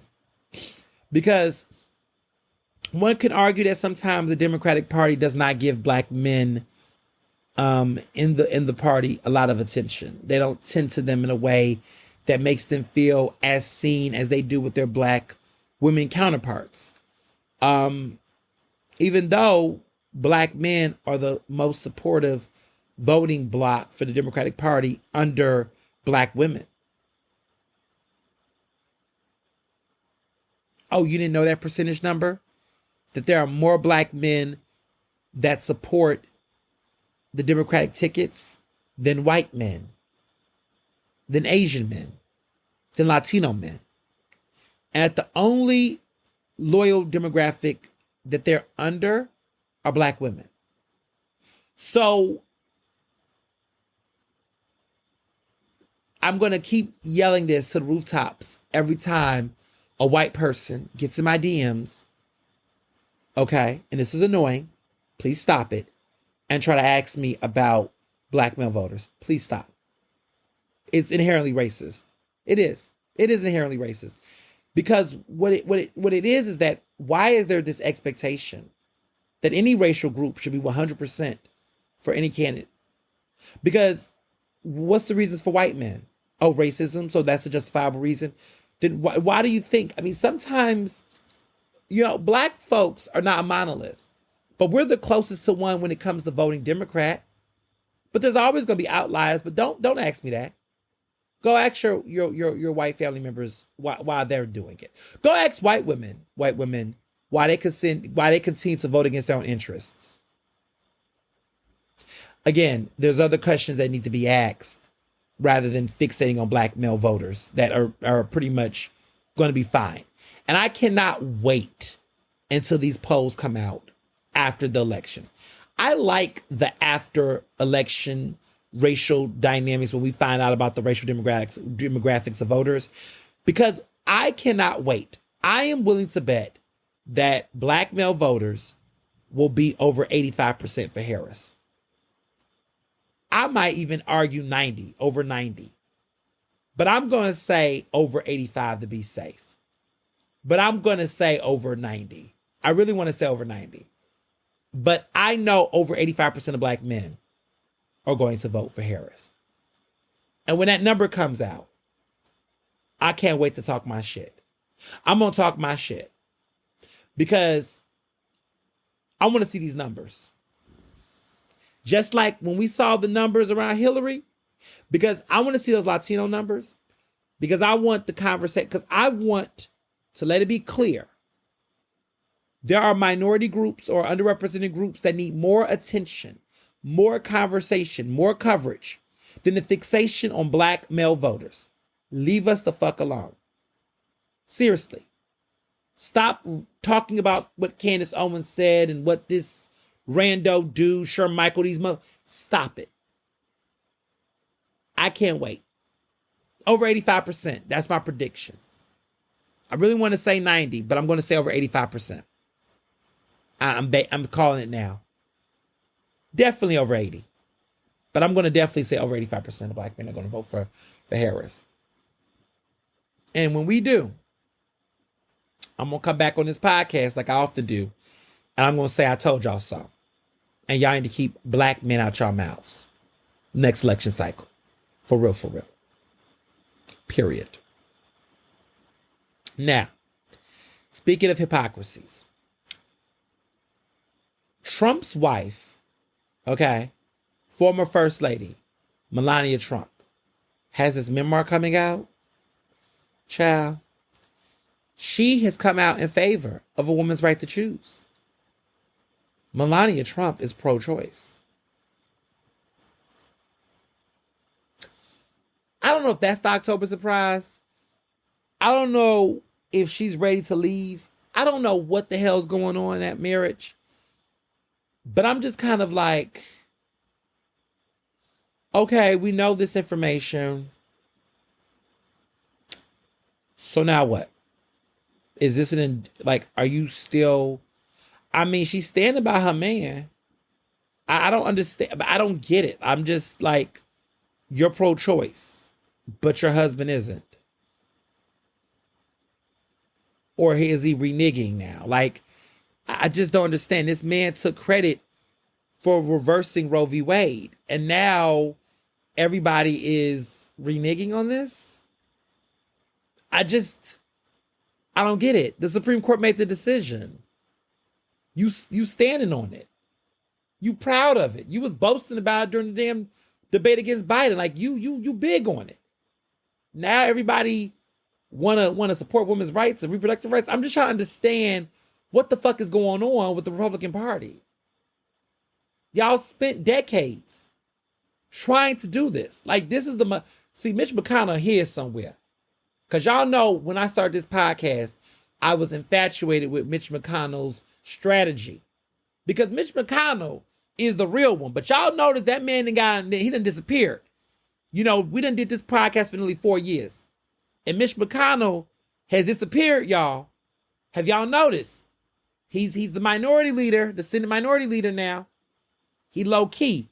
Chuck Schumer, where Connell at? Where's he been? You notice that Mitch McConnell been quiet. We know why. The hood knows. Y'all remember them videos of him looking a little shaky? He ain't doing too well, which is, I don't wish ill will on people's health, but McConnell's not doing too well, it sounds like. And it looks like. And we haven't really seen much of him.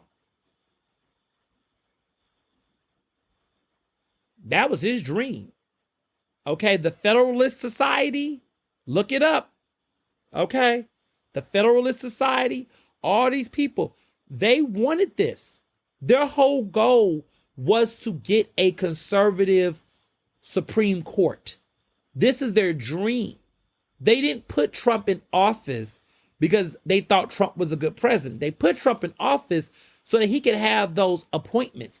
They gave him the list of staunch conservative justices to appoint. Kavanaugh did not fall from the sky. See, this is the scholarly. See, this is where journalism matters. People like me got to tell y'all these fun facts. And some of my folks that are in law school, y'all know a little bit about this already. But people forget this detail. This was by design, right? Trump was a puppet. When Trump came in, Mitch McConnell and those conservatives put him there, not because they thought he was smart, but because they needed somebody that they can get to make the right decisions. Who was going to be appointed to the circuit courts, the appellate courts? Like, they needed somebody. The president's job. See, people forget that the presidential executive power to appoint judges and appoint these types of people, that is where the real power resides, right? Everyone wants to talk about taxes and all that. That's cute. That's cool too. But the real institutional power, and see, this is the thing about Republicans, okay? The old school conservatives, they understand how to play a long game, right? They play the long game. Sometimes I feel like Democrats sometimes play the short game a little too much. Republicans play the long game. They see the future. I will tell you personally that I have played the long game in various organizations I'm a part of. I have seen the long game. I have seen things and set things in motion. And to see certain things harvest the way they do, I must say it has been refreshing to watch. I'll leave it there for now. But long game is the big game. And McConnell, ever since he witnessed what happened to Robert Bork, okay? I've said this before, but what happened to Robert Bork, who was trying to get that Supreme Court nomination, okay, during the Reagan era, ever since Bork got borked, Mitch McConnell has been on a quest for the past 30 plus years to get that revenge, okay? And he has been on a quest since then with Clarence Thomas, with other justices. He changed that Bork situation is what prompted a star. Mitch McConnell was a star. A star was born when Robert Bork did not get that Supreme Court nomination. And ever since then, Mitch McConnell understood his senatorial power and influence. And ever since then, he's been fucking with the Supreme Court ever since. Okay? Merrick Garland, who really goodness, has been a disappointment in DOJ, just to be honest. But Merrick Garland should have been a Supreme Court justice. But because of McConnell blocking that nomination, okay, he's not. McConnell has been playing the game for a long time. We have the Supreme Court we have now because of Trump, but largely because of McConnell. And so this whole situation we're witnessing with the diversity, the affirmative action, that's something Clarence Thomas has always wanted. That's also something Mitch McConnell has always wanted. These were their fantasies. These are now old-ass men getting off on the fact that they've seen these things happen. They're coming after gay marriage next if they can. There's a lot of stuff that is in play. They want to reverse all these progressive policies. They wish they could kill Obamacare. They can't. But they're going to go after other things, right? And I wouldn't be surprised if interracial marriage is up in the air, even though we know McConnell's married to an Asian woman. And of course, Clarence Thomas is married to a white woman, right? Virginia Thomas, who's a hot-ass mess. They're going to come and try to reverse all of these policies. They're going to try. And we got to stop it, right? And this is a real situation. This is still serious. And there's going to be interesting because the next president of the United States specifically, and hopefully Harris, will work to try to do it. But I just find it interesting that Melania is doing this right now. It's like, are you trying to sabotage your husband's policies? I mean, the Republicans, especially Vance and Trump, are like juggling on this whole issue around abortion. Like they claim they don't want to do a national ban. They want to let the states decide, but that doesn't even make any sense. I mean, they seem up in the air on this now because it's obvious that they're struggling with women voters on this topic, and they're trying to now create confusion. But when you repealed Roe v. Wade, and these stories of women who have died in the hospital, have died not being able to get, proper reproductive care, the blood is on y'all hands. The blood is in states like Texas, right? You can't. No, these stories are too devastating, too traumatic for people to not see the problems of a Trump Supreme Court. And I've always said that Trump's legacy, his larger legacy politically, will not be just insurrection or his antics. It will be the Supreme Court. That's how you judge a lot of presidential legacies. You can judge Trump based on the fact that he is the one who got the Supreme Court the supermajority they needed to really make some massive, devastating blows to the progress of this nation. That is what happened when Trump got elected. For people who are now trying to work on mobilizing campaigns to fight against, certain acts, you got to remember that for all you all who said voting doesn't matter, that's why voting matters. The Supreme Court blocked, the majority of them blocked the decision to review Marcellus Williams' case. This is that black man who got executed, who was pretty much an innocent man, right? They blocked the review of that. They could have saved that man's life. So that blood is on the Trump hands. The people who did not vote, the people who thought that they just let Trump win and thought that a Trump presidency was the answer, right? That blood is on y'all hands. I'm sorry, it is. Because if we had Clinton, Hillary in office, she would have appointed Democratic judges. We would have had a Senate majority that would have made sure that those Supreme Court justices would have went through, and we would be in a different situation right now. Student loan debt, right, could have had more grace.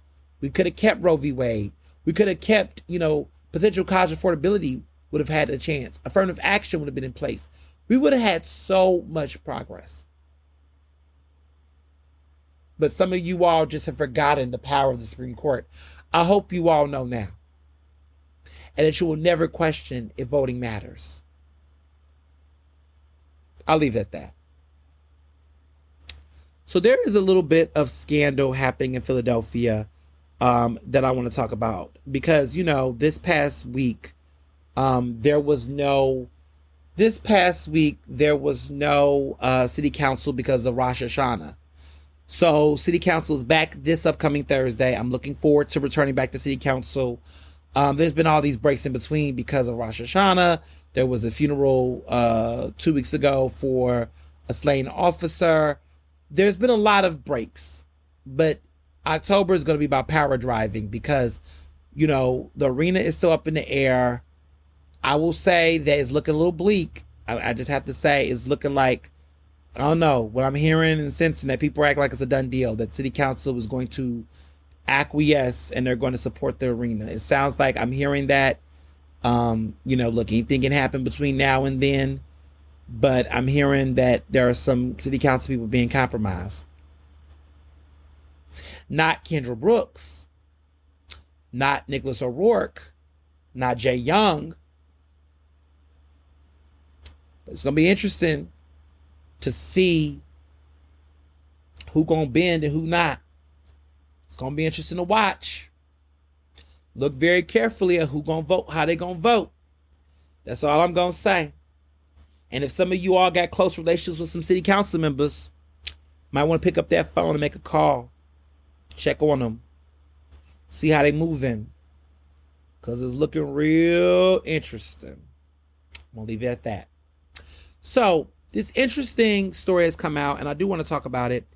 There is a group called the NOMO Foundation. And the NOMO Foundation is an organization that is really focused on, it's called New Options, More Opportunities. NOMO. NOMO. New Options, More Opportunities Foundation. And they are basically an organization that offers education, tutoring, career help, behavioral health services, and other services for kids and teenagers in Philadelphia. Now, they've received millions of dollars in resources from the city of Philadelphia to do this program. And a lot of people have praised them for, being what they consider an active part in gun violence prevention in the city. However, the Department of Justice has announced that a former member of the NOMO Foundation has been charged and sentenced to 10 years in prison, followed by 3 years of supervised release and a $300 special assessment in connection to selling illegal firearms from South Carolina to Philadelphia. Yes, a gun trafficking scheme by somebody who was a part of a anti-gun violence group.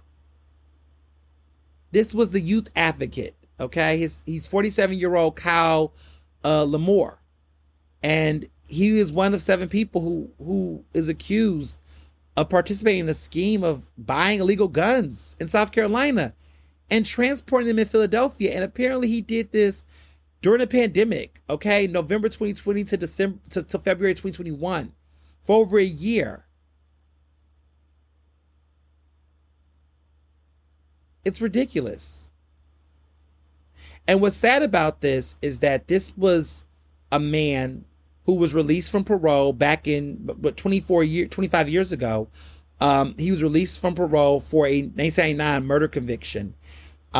He's accused of working with the man in South Carolina to place orders for firearms in South Carolina with a prison inmate, according to the officials. Now, they said that a part of the scheme, he was telling others outside the prison to buy the ordered guns from stores in South Carolina and to send them to Philadelphia. And then once the guns were in Philly, he would use another person to resell the weapons. So these are guns in the streets that are not happening. And it's really sad. It is really disappointing. And to be a part of this organization and doing this while he was working as a youth advocate. So, yeah, it's elite. This is how illegal guns are hitting our cities. I mean, not just ghost guns, but guns like this. So I want to be clear that there has been a statement that was released by Ricky, Mr. Nomo Duncan, who's the CEO and founder of the Nomo Foundation. He said, quote, he said this to the press, because I definitely want to provide this information. He says, quote, "This comes with great disappointment. We were hoping this was not true. He was fired immediately once his accusation came out. He has no connection to Nomo. He's referring to Kyle McLemore. He was actually suspended 2 weeks prior to his arrest for no shows and lateness. This will not deter us from giving second chance opportunities, but to be clear, Nomo in no way is connected to Kyle anymore and had no knowledge of his illegal activity till his arrest. That is from Ricky Duncan, CEO and founder of the Nomo Foundation. It is sad because a lot of conversations have been about reentry, giving second chances to those who were formerly incarcerated. And a lot of these advocacy organizations and groups strive to give second chances to formerly incarcerated individuals, right? And you look at organizations and companies and businesses like Down North Pizza, which is an incredible, restaurant that serves incredible pizza, but also provides second chances. You look at Black Dragon, which is, takeout, which is doing great things in West Philly. They're trying to get, new people and new things. All of that is a part of, the public's attention. And it's really, it's really nerve-wracking, to see. To see is really nerve-wracking to see. But here we are. Here we are. So, some food for thought. Now, this week's Ask Ernest is, I want to say it's funny, but it's actually ridiculous. Well, no. This isn't Ask Ernest.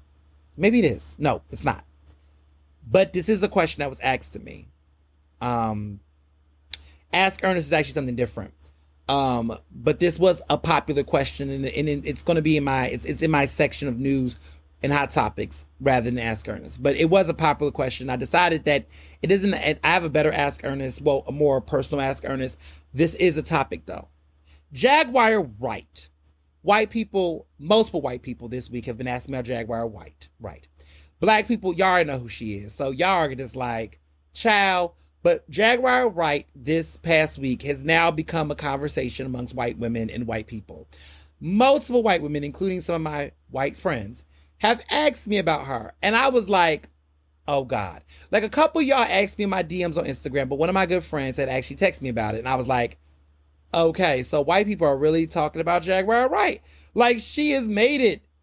Because there are people what we call black famous. And black famous mean heartthrobs, movie stars, actresses that we know in our community that is black famous, but white folks may or may not know about them or, and it's okay. We don't expect you to. It's all right. There are like black comedians that black folks know that white folks don't know. So for example, I'll give a couple examples of people that are black famous. Country Wayne. Black folks know who Country Wayne is. White folks, not so much. There was a time when Keith Lee was black famous. Keith Lee is now, white folks know who Keith Lee is, unfortunately. Black famous people. Let me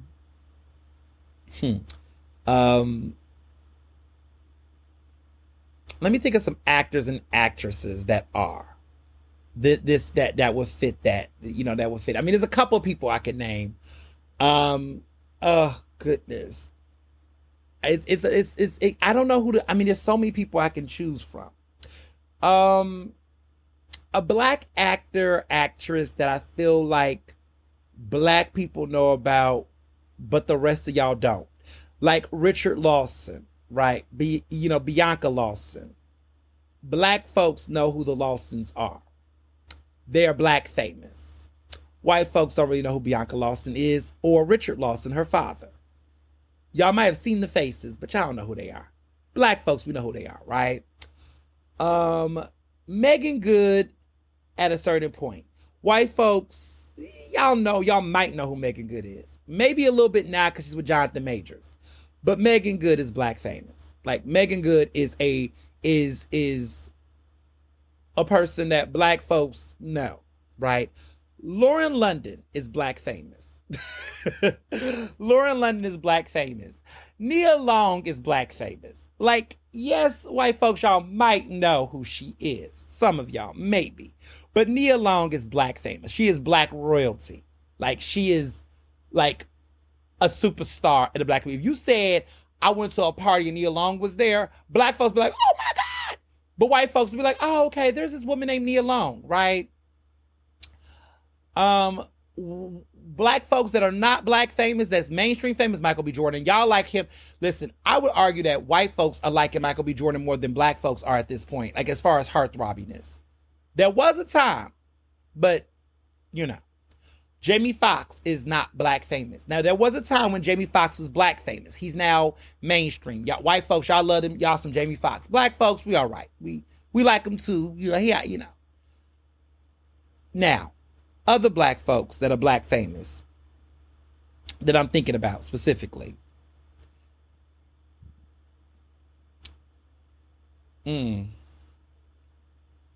Omar Epps, that era, okay? Vivica Fox. Y'all know who she is.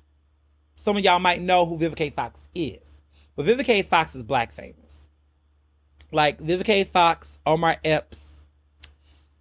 I'm going to say Morris Chestnut. White folks, y'all know who Morris Chestnut is. Y'all seen him on a couple of y'all shows. But he is black famous. Like if Morris Chestnut walks in the room, black folks going to go, you know, that's our guy. You know what I'm saying? Idris Elba is mainstream. White folks, y'all love y'all some Idris Elba. Y'all have a crush on him. Michael B. Jordan, y'all have a crush on him. Denzel Washington, y'all do. Right? But we love them too. But we share them. We know y'all love them as well. But we talking black famous. You know what I'm saying? Black famous people. Boosie. Boosie Badass. Now, I can't stand Boosie Badass. But black folks know who Boosie is. Okay? We know who little Boosie is. For better or for worse, we know who he is. Okay? These are people we know. That are hood legends. For better or for worse. You bring their name up in the conversation, folks know. Dr. Umar Johnson, black famous. Tariq Nasheed, black famous. These people are infamous, but we know them. White folks, some of y'all might have heard of them, but these people don't carry the level of fame and notoriety, right? Charlamagne the God is not black famous. Y'all like him. White folks, y'all eat up Charlamagne the God. Y'all love him more than we can't stand him. He's not black famous. Tom Joyner, black famous. Tom Joyner, we grew up on Tom Joyner. Black folks know Tom Joyner. He's black famous. You probably heard of Tom Joyner before, white folks, but y'all not listening to this morning show like that.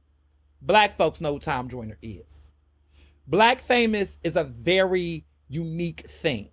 The hood knows, but do the streets do, right? So when I think about like hood famous in Philly, like who's some hood famous people in Philly? The Candy Lady. That's a black famous person in Philly.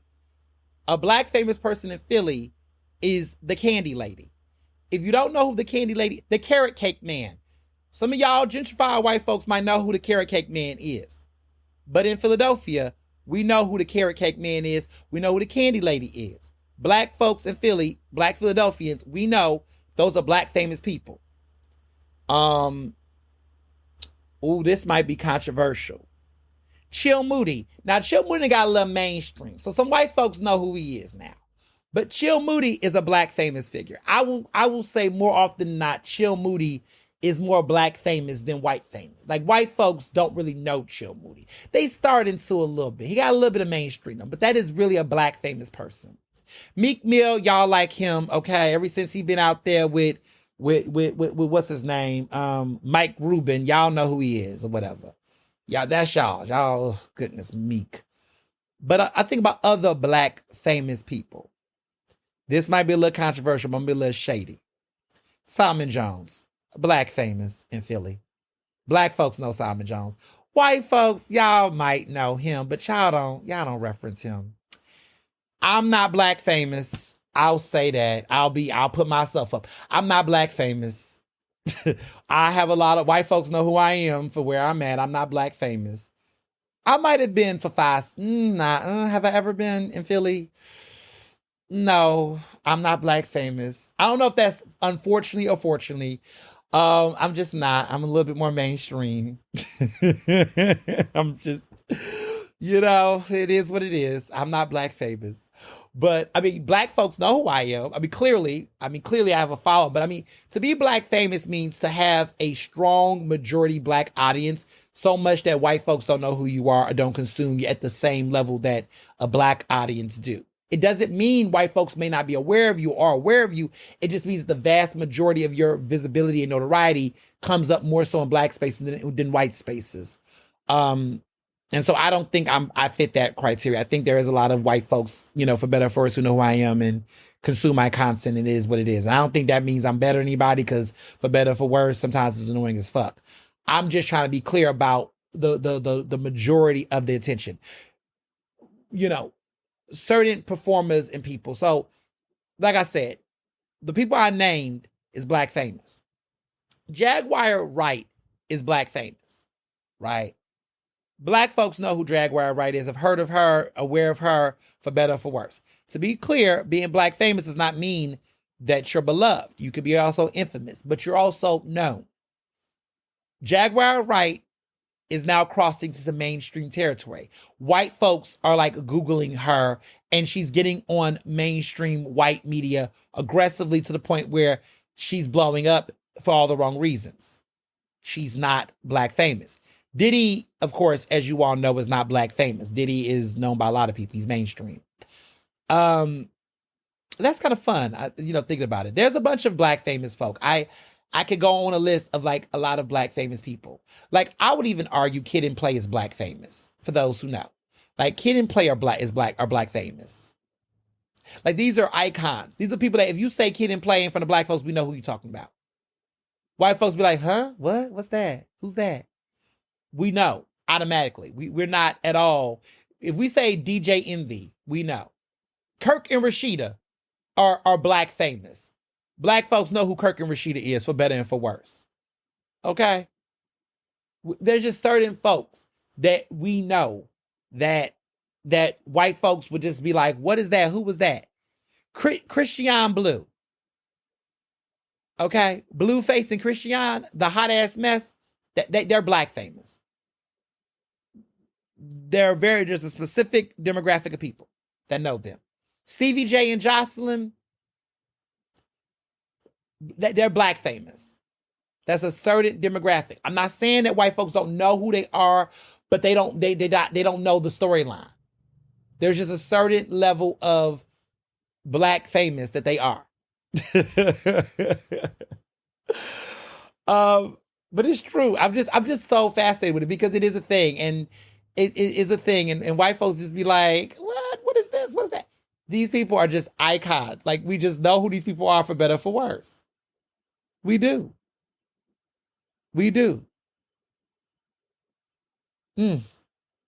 Okay. So Jaguar Wright. So this is a woman who was an artist that was discovered by the Roots. She was a part of that neo soul R&B era of the early 2000s. We're talking 25 years ago, her career. Okay. This is over a quarter of a century ago. This woman is like, I'm going to be shady because I'm over her. Has been at the highest level. She never really had a popping career. Like, she had 2 albums. Those albums were not blockbuster albums. She was one of those type of artists where she was in the room with a couple of people. She's known some famous people. She dated Common at some point in time back in the early 2000s. She dated Common.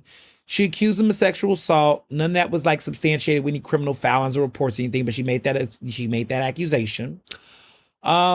She definitely was at one point had promise. She went on some tour with some big names. She was a part of Jay-Z's Unplugged.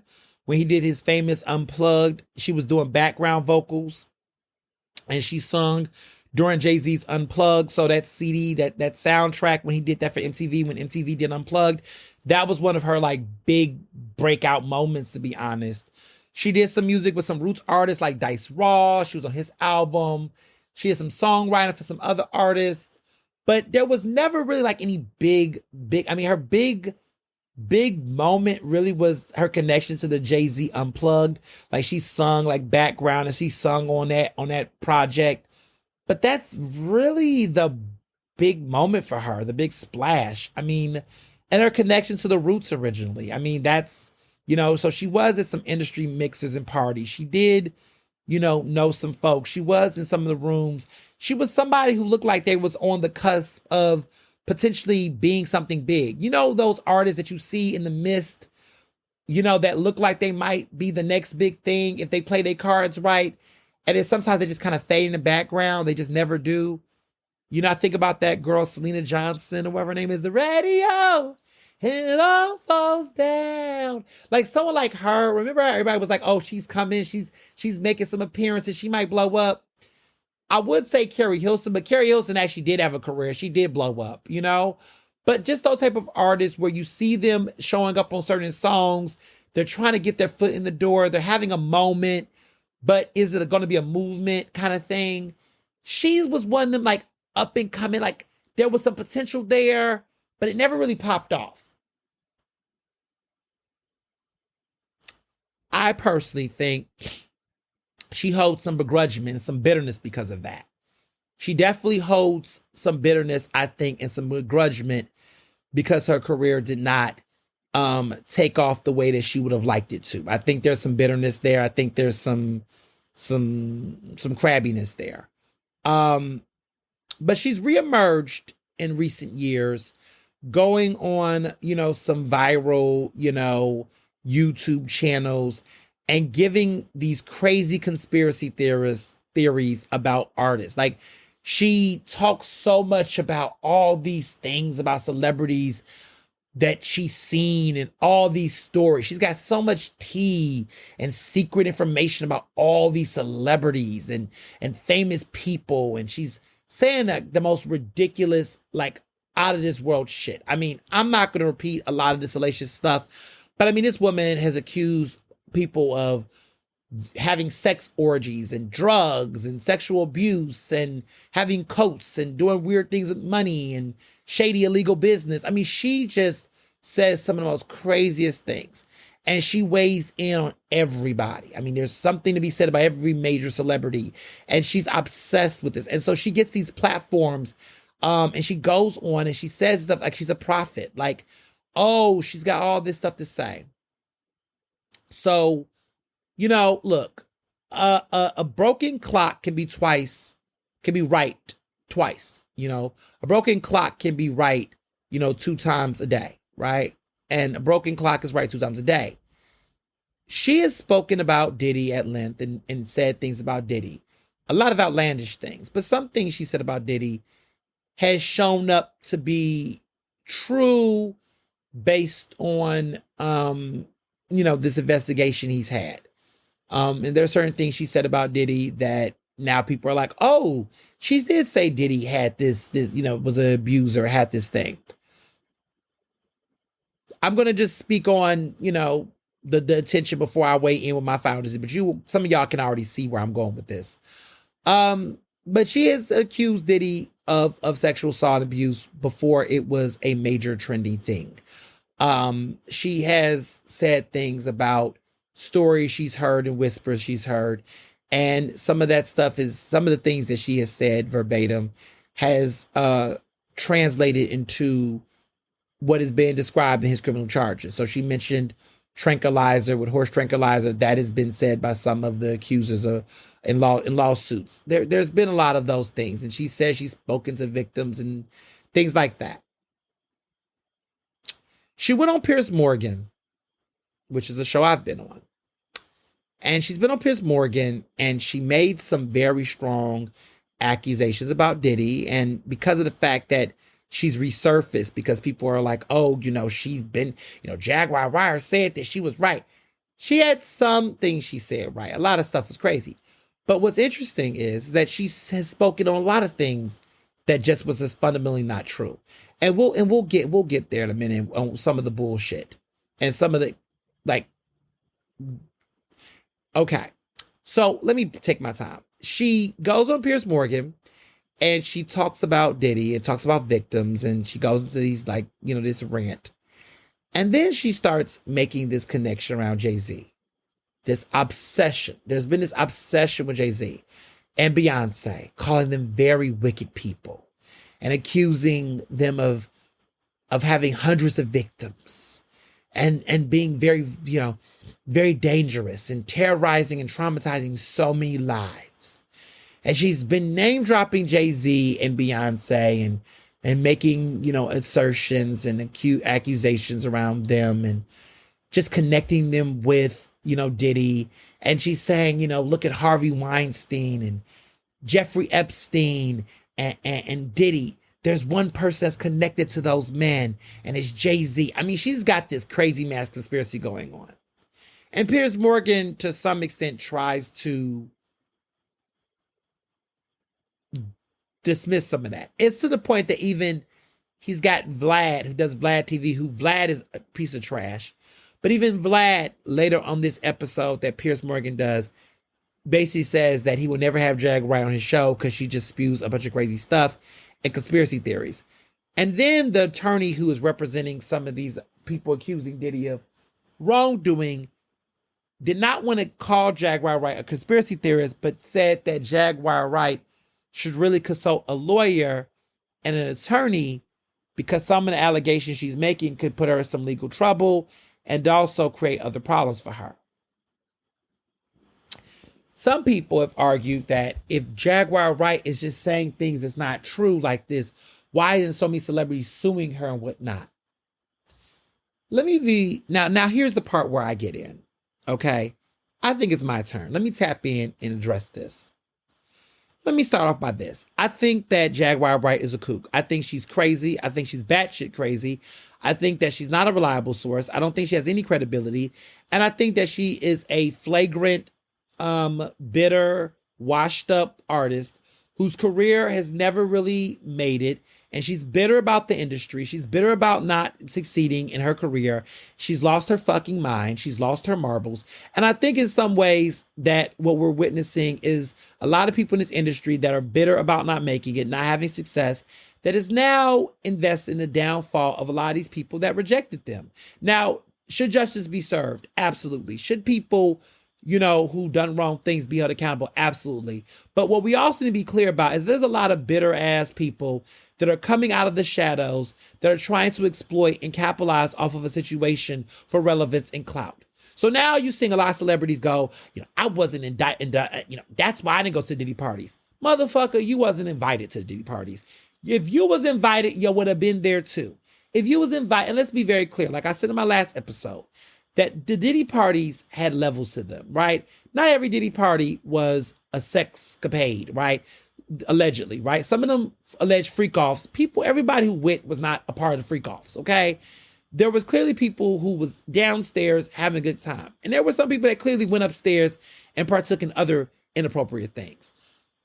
It's obvious that everybody was not complicit in this shit. And I think the people at the Jaguar Wrights, if you're not inside the room, how come you know all this information? How come you can speak on all this I heard shit? Like, this just sounds so fucking convoluted and just so ridiculous. But when there is times of mass controversy, people will emerge and start telling things. There are some people that come forward and share real legitimate stories, and those are true victims.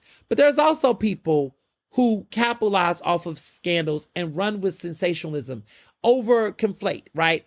Maybe, I'm not saying Jaguar Wright is 100% bullshit, but she's about 95% bullshit. I do believe that Jaguar Wright knows some things. I do think that she might have seen some things. There's no doubt about that. I'm not going to say she don't.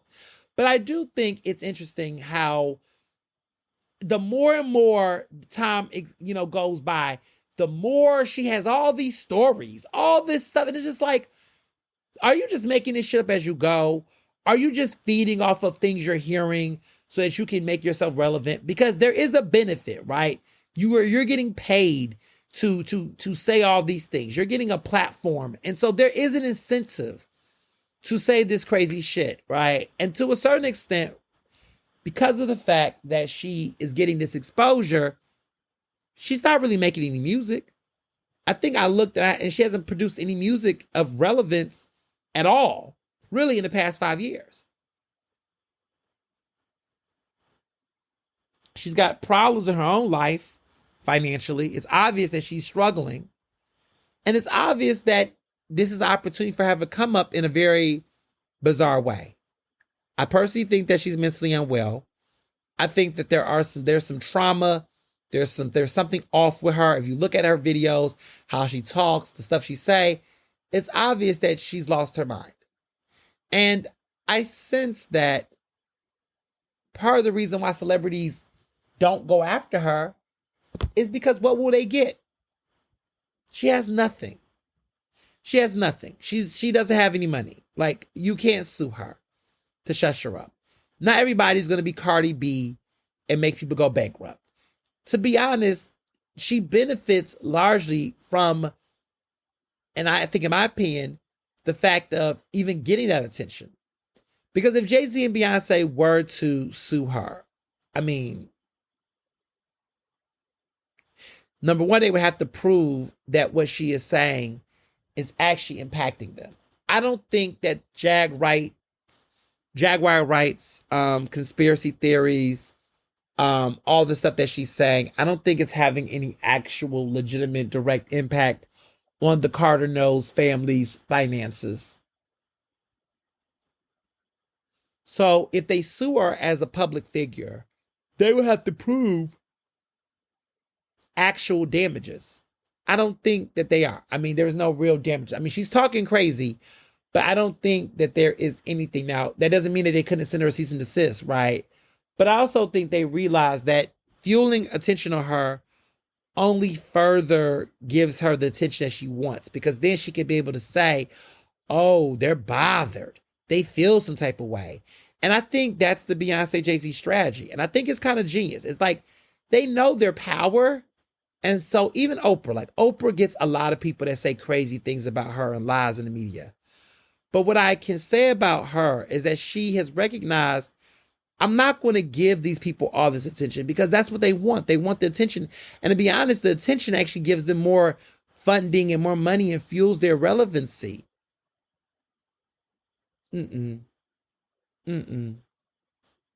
She knows better. And so that's why I think they're not being sued. Why Jaguar Wright is not being sued. And then also, too,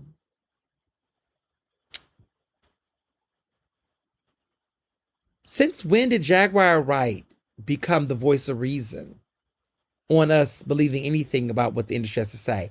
I feel like the truth of the matter is that she's capitalizing off of people's confirmation bias.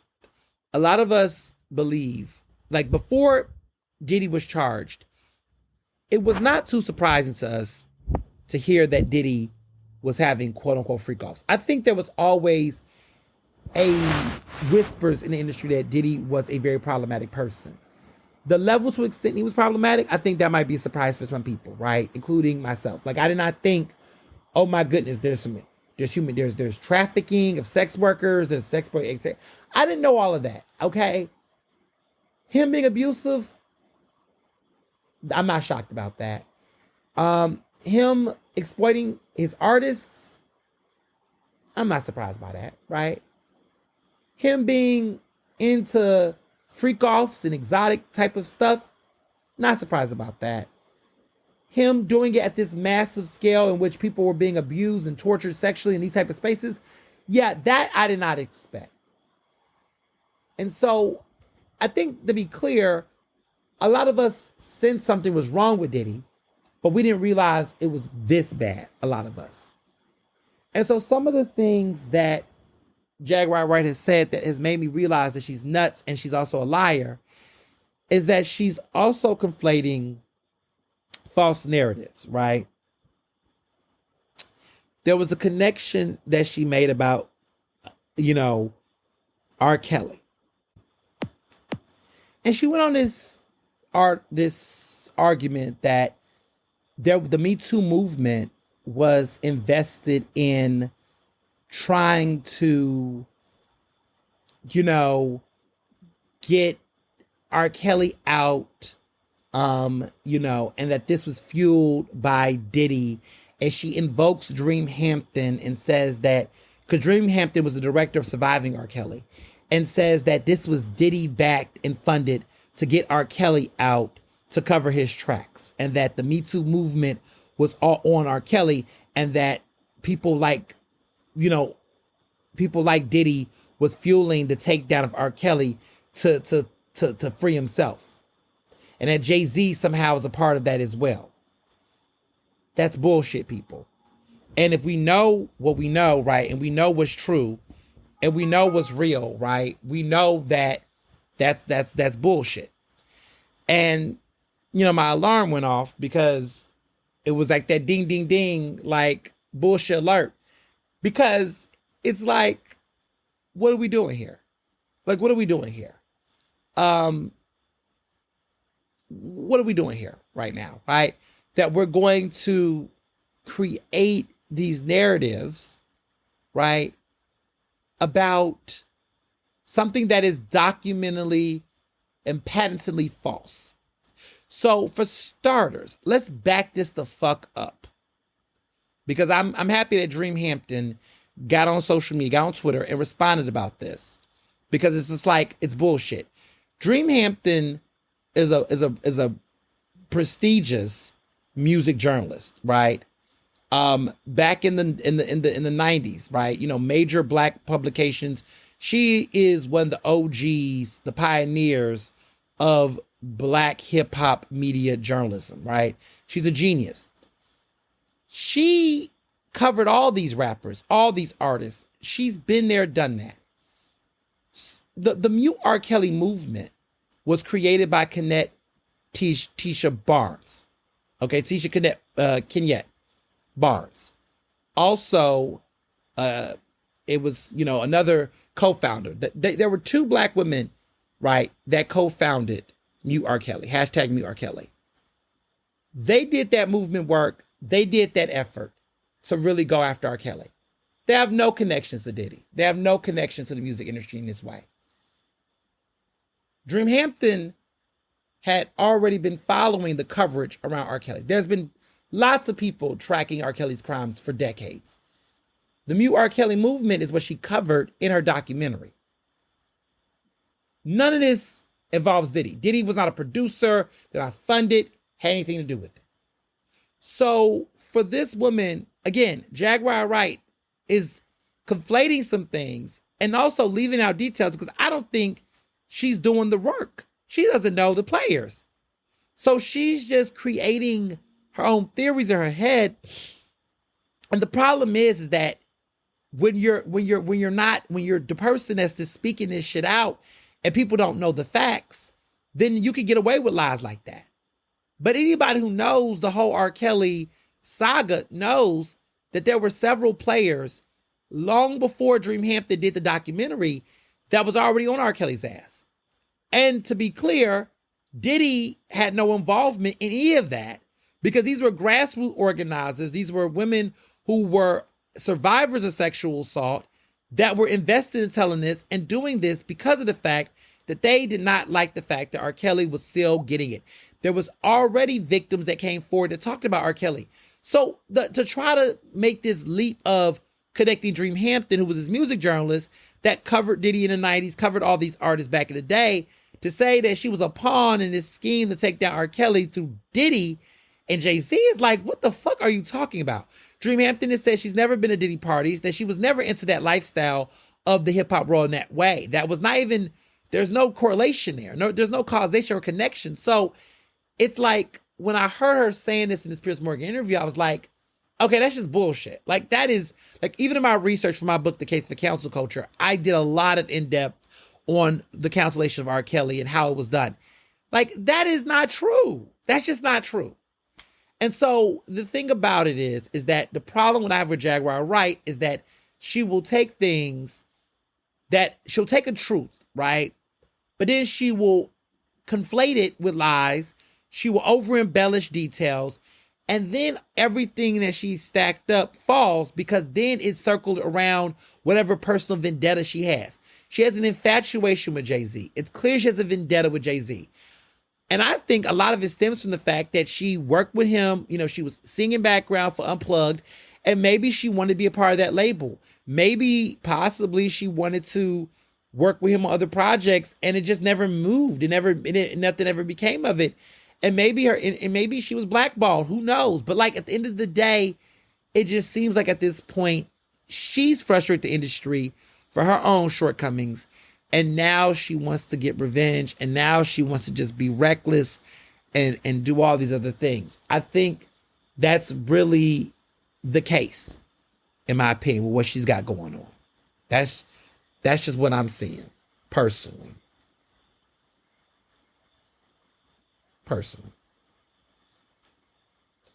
So, you know, there's a lot to be learned. But I just, to all the people who are fine discovering her, pay her no mind. Okay? And a lot of these other conspiracy theorists and all these other people that's going viral for saying all this crazy stuff, pay them no mind. Pay Jaguar Wright no mind. It's foolery. And I said that.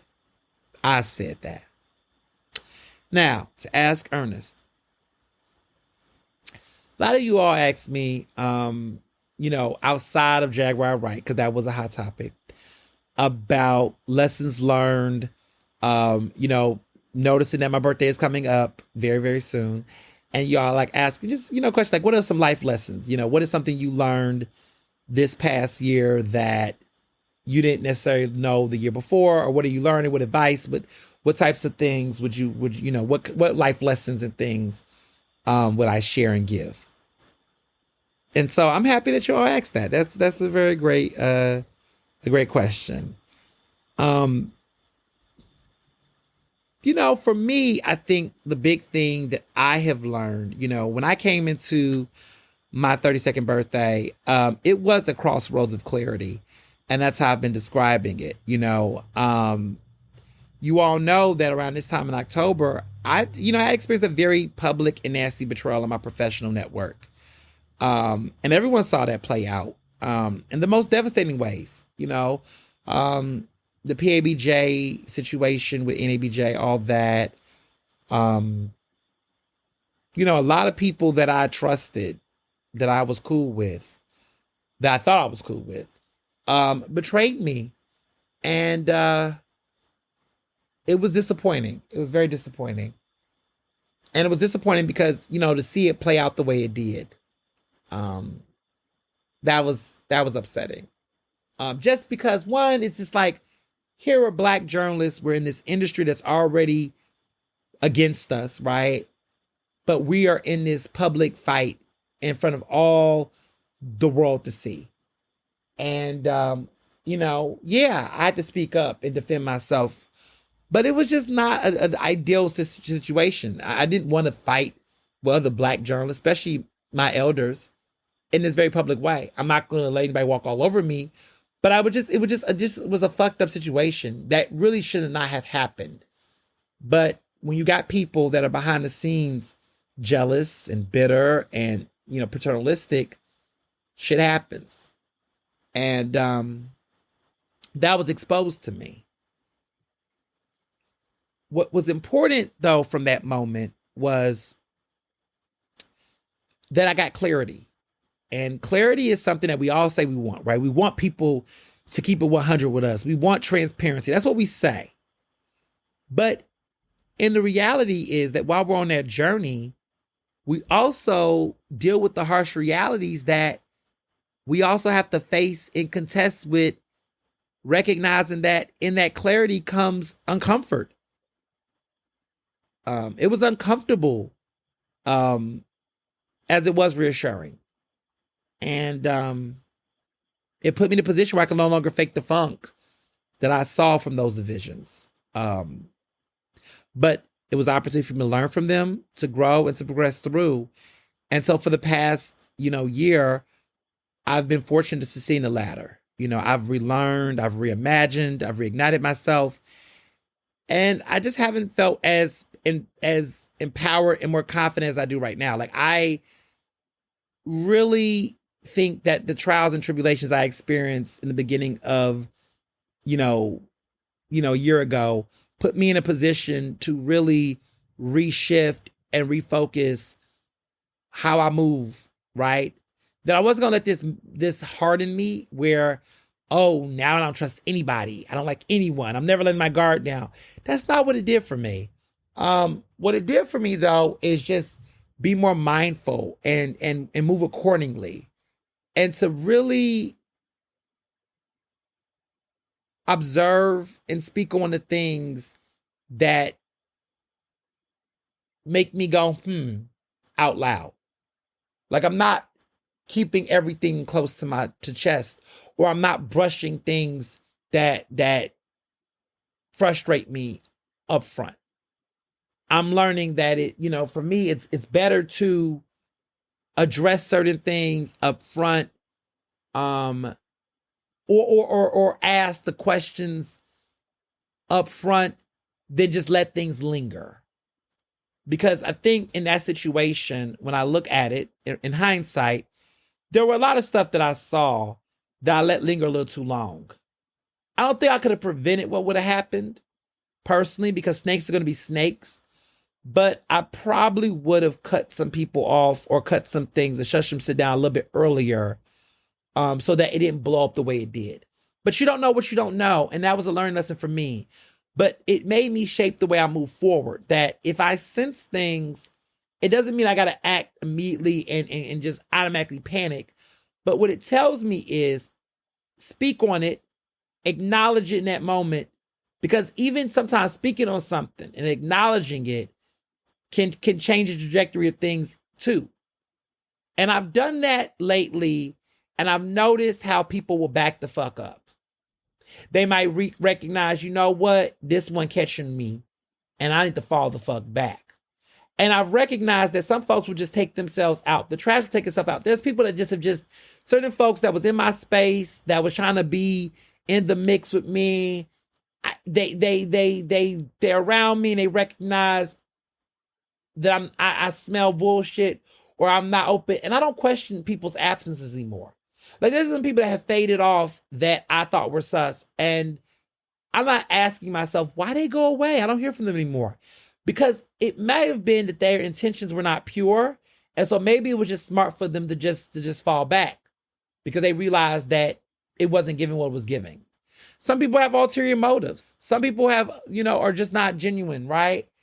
And so I've just been more, I just question things in a natural way. Like, I have healthy, natural curiosity that I'm not going to downplay for the sake of cordialness. But there's a way to do that without being rude. And I think that has been the balancing act of the past year. And so things that I've learned, especially as I'm entering this new year around the sun, is recognizing decisions and accepting the nuances of decisions and letting things be true.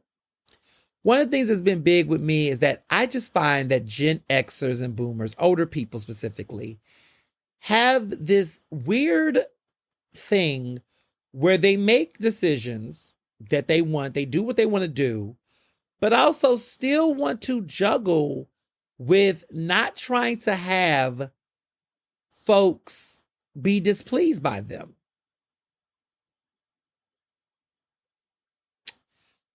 Yeah, no. So what I mean by this is people pick sides in situations, whether it's relationships, friendships, whatever. And what I've noticed is that they pick a side, and when somebody's disappointed on the other side of the situation, they are upset that the person's upset. And so they try to placate, dance around it, acquiesce to other things, try to make deals to try to assuage themselves from any sense of shame or disappointment that they might have caused another person. I have come to the realization that if I'm disappointed in a person or a decision, and a person who made that decision comes to me, I'm not going to assuage anyone's feelings of discomfort or guilt around making a decision that negatively impacts something I care about or me. And my mindset is that doesn't mean that it is war. It doesn't mean that I'm out to get you. It just means, yo, I don't fucking like that. And that wasn't cool. And I'm not going to be quiet about it. I'm not going to lie about it. And I'm not going to pretend that the shit's fucked up. And so, if I sound like I'm talking about things in specific things, I am, right? Like, I've noticed in the past year that there were certain people that I was cordial with and cool that want to play both sides in some of this PABJ, NABJ stuff. Now, is everybody I'm rolling up on, arguing with? No. But I have seen people play both sides. And some people I've spoken to directly that was close, that I thought was close or whatever. Not in my immediate friend circle, but in my professional network or whatever. And they would try to, and I'm like, nah, it's all good. I see what it is. It's cool. But you ain't about to get invited to my birthday. You're not about to be on my bestie list. We ain't doing all that anymore. I don't fuck with you like that. That don't mean that I'm out to stop your bags or backstab you. I ain't doing that. But you're not going to be able to be, you're not in the cool circle. You're not in the cool club. You can't sit at the winner's table. And I've been okay with making decisions about just a lot of things in my life. Like, I don't have to be everybody's favorite. I know that sounds weird, but I've come to a point where I've gotten better with my overall self-awareness of being for those who get it and not caring for those who don't. I don't feel like I have anything to prove to anybody. Like, I'm past the point of feeling like I got to explain myself to folks who don't get me. It's fine. Like, I'm not trying to be universally embraced by every type of segment of society or segment of people for whatever reasons. I don't give a fuck what people got to say about me. And I really mean that truly. Like, there was a time where people come to me and say, oh, people think this, and some people, I don't give a fuck at this point. Because what I've come to realize is, and this is how I feel about this election, and this is how I feel about a lot of things. Is it that people really think that because they really believe that? Or do they have other biases that shape their impression of me that they don't want to be honest about? Is it the fact that I'm a confident young Black man that is very confident in myself and I speak about things and say things that makes them uncomfortable? Is the fact that I'm also queer and I'm doing that, and I'm outwardly gay and I'm outwardly queer about myself? I'm somebody who embraces my identity in all its ways, and that makes them a little unsettled. It could be all those things, and that's fine. But don't sit up and act like your personal hangups about me is something that I need to change or I need to fix, because who I am is who I am, and I don't need to fix that. I don't need to change that, right? I'm not going to change it. I'm not going to be straighter. I'm not going to be more respectable, to whatever that means to some people. I'm not going to be less outspoken about being Black and who I am, being queer, being progressive or whatever. I'm going to be who I am because I am who I am. I am me and I am that. I am me, right? I am him, as I would say, or as my younger, fans would say. He is him. That's just what it is. I'm not doing that. I think for a larger portion of my adulthood, because now I'm celebrating 15 years of being an adult, that it's been thirds. A third of my years was trying to get my foot in the door. The next 5 years was embracing being in the door, being in the room. And these last 5 years have been navigating, not just being in a room, but owning my room and owning my table, right? And I think when I look at it in those thirds, I've recognized what has been consistent and what I'm not going to be consistently invested in. I've recognized in my 15 years of adulthood that there are people that just don't get me. They just don't. They don't get it. They don't understand it. And that's not a personal problem for me. That's their problem. That's their reckoning. And I'm just not going to change that. Like, I'm not going to be I'm not going to censor myself. I'm not going to be that person for certain folks. Like, it's just not going to happen. You got to decide whether you like me or not. When I meet people and I see people, I don't want to make them. I don't want to change them. I just look at them as who they are. And if I like what I like, I like what I like. If I don't, I don't. Can people evolve and change in certain ways? Sure. But there's certain elements of people that just make them uniquely who they are. And I think the thing about me that while I've evolved in certain career opportunities and acclaim and visibility, there are traits about me that there are people that just don't like. There are people who just don't like a young, confident, sexy, queer person, Black person that is outspoken and fearless. And they just don't like that. That annoys them. Like, they want me to shut up and go and sit down somewhere. They don't want me to be so loud and out and proud. They don't want any of that. And guess what? I don't fucking care. And it's okay. And people who have in my network in the past that would always want to tell me about what someone had to say, please stop, because I don't care. I don't care. This person don't like this. This person feels some type of way. This person pissed off. I don't give a fuck. I think it took me this point in my life to say it like this. And really mean it. Because I ain't gonna hold you. 5 years ago, 10 years ago, I did care. I did. It used to get to me. It used to annoy me. It used to bother me. It used to be like, well, damn. Like, am I landing the right message? I did think about it. But I've recognized as I've gotten older that as other things in my life has changed and evolved for the better, that the goalpost will move. The goalpost will move. When I was 18, folks would just look at me and say, oh, you out in this and this, and, you got to watch out how confident you are about your sexuality, because people are going to think, you're a freak, or you're this, or you're that, and, blah, blah, blah, blah, blah. Got in a long-term relationship, been with the same man for 10 years, married, right? Well, you don't got to flaunt it in people's face that you're, that you're married to another man. That's too, some people might be uncomfortable out there because of their religious beliefs. So at one point, you didn't want the promiscuous slut narrative. Now the happily married with long-term relationship with a good man, that's too whatever. So then the reality was, it wasn't about my quote unquote activities. It was about me being gay. So there were folks that just struggle with me because they like me, but they just don't like the fact that I'm gay because that just conflicts with their religious beliefs. White folks, yeah, you make some really good points, but do you have to say this about white people or white this? Am I attacking white people or I'm attacking white supremacy?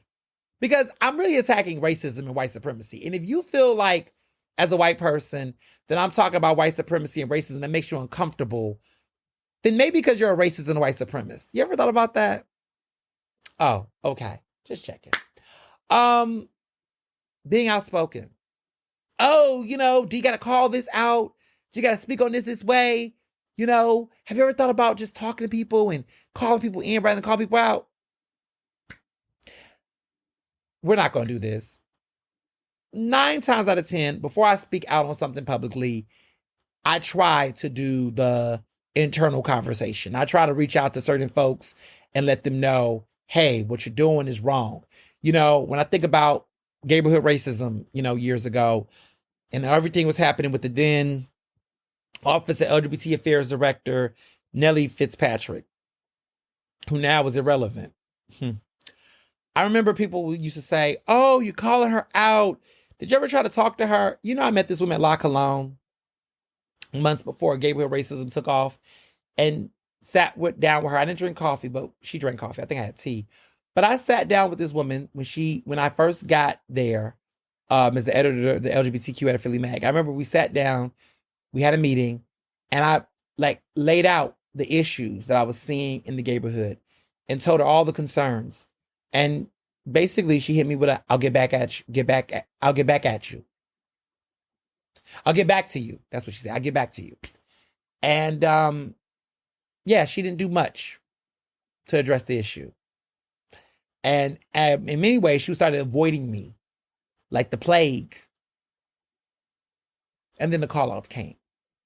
So, yeah, I don't just go out my way and call out people. That's a myth.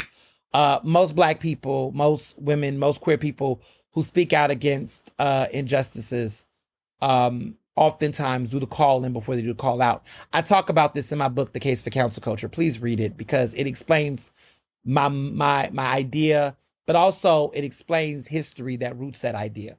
Most of your favorite boycotts, acts of cancellation started with folks trying to be in a room and sit down with people and try to reason with people before things blow up. No one actually just goes out the jugular.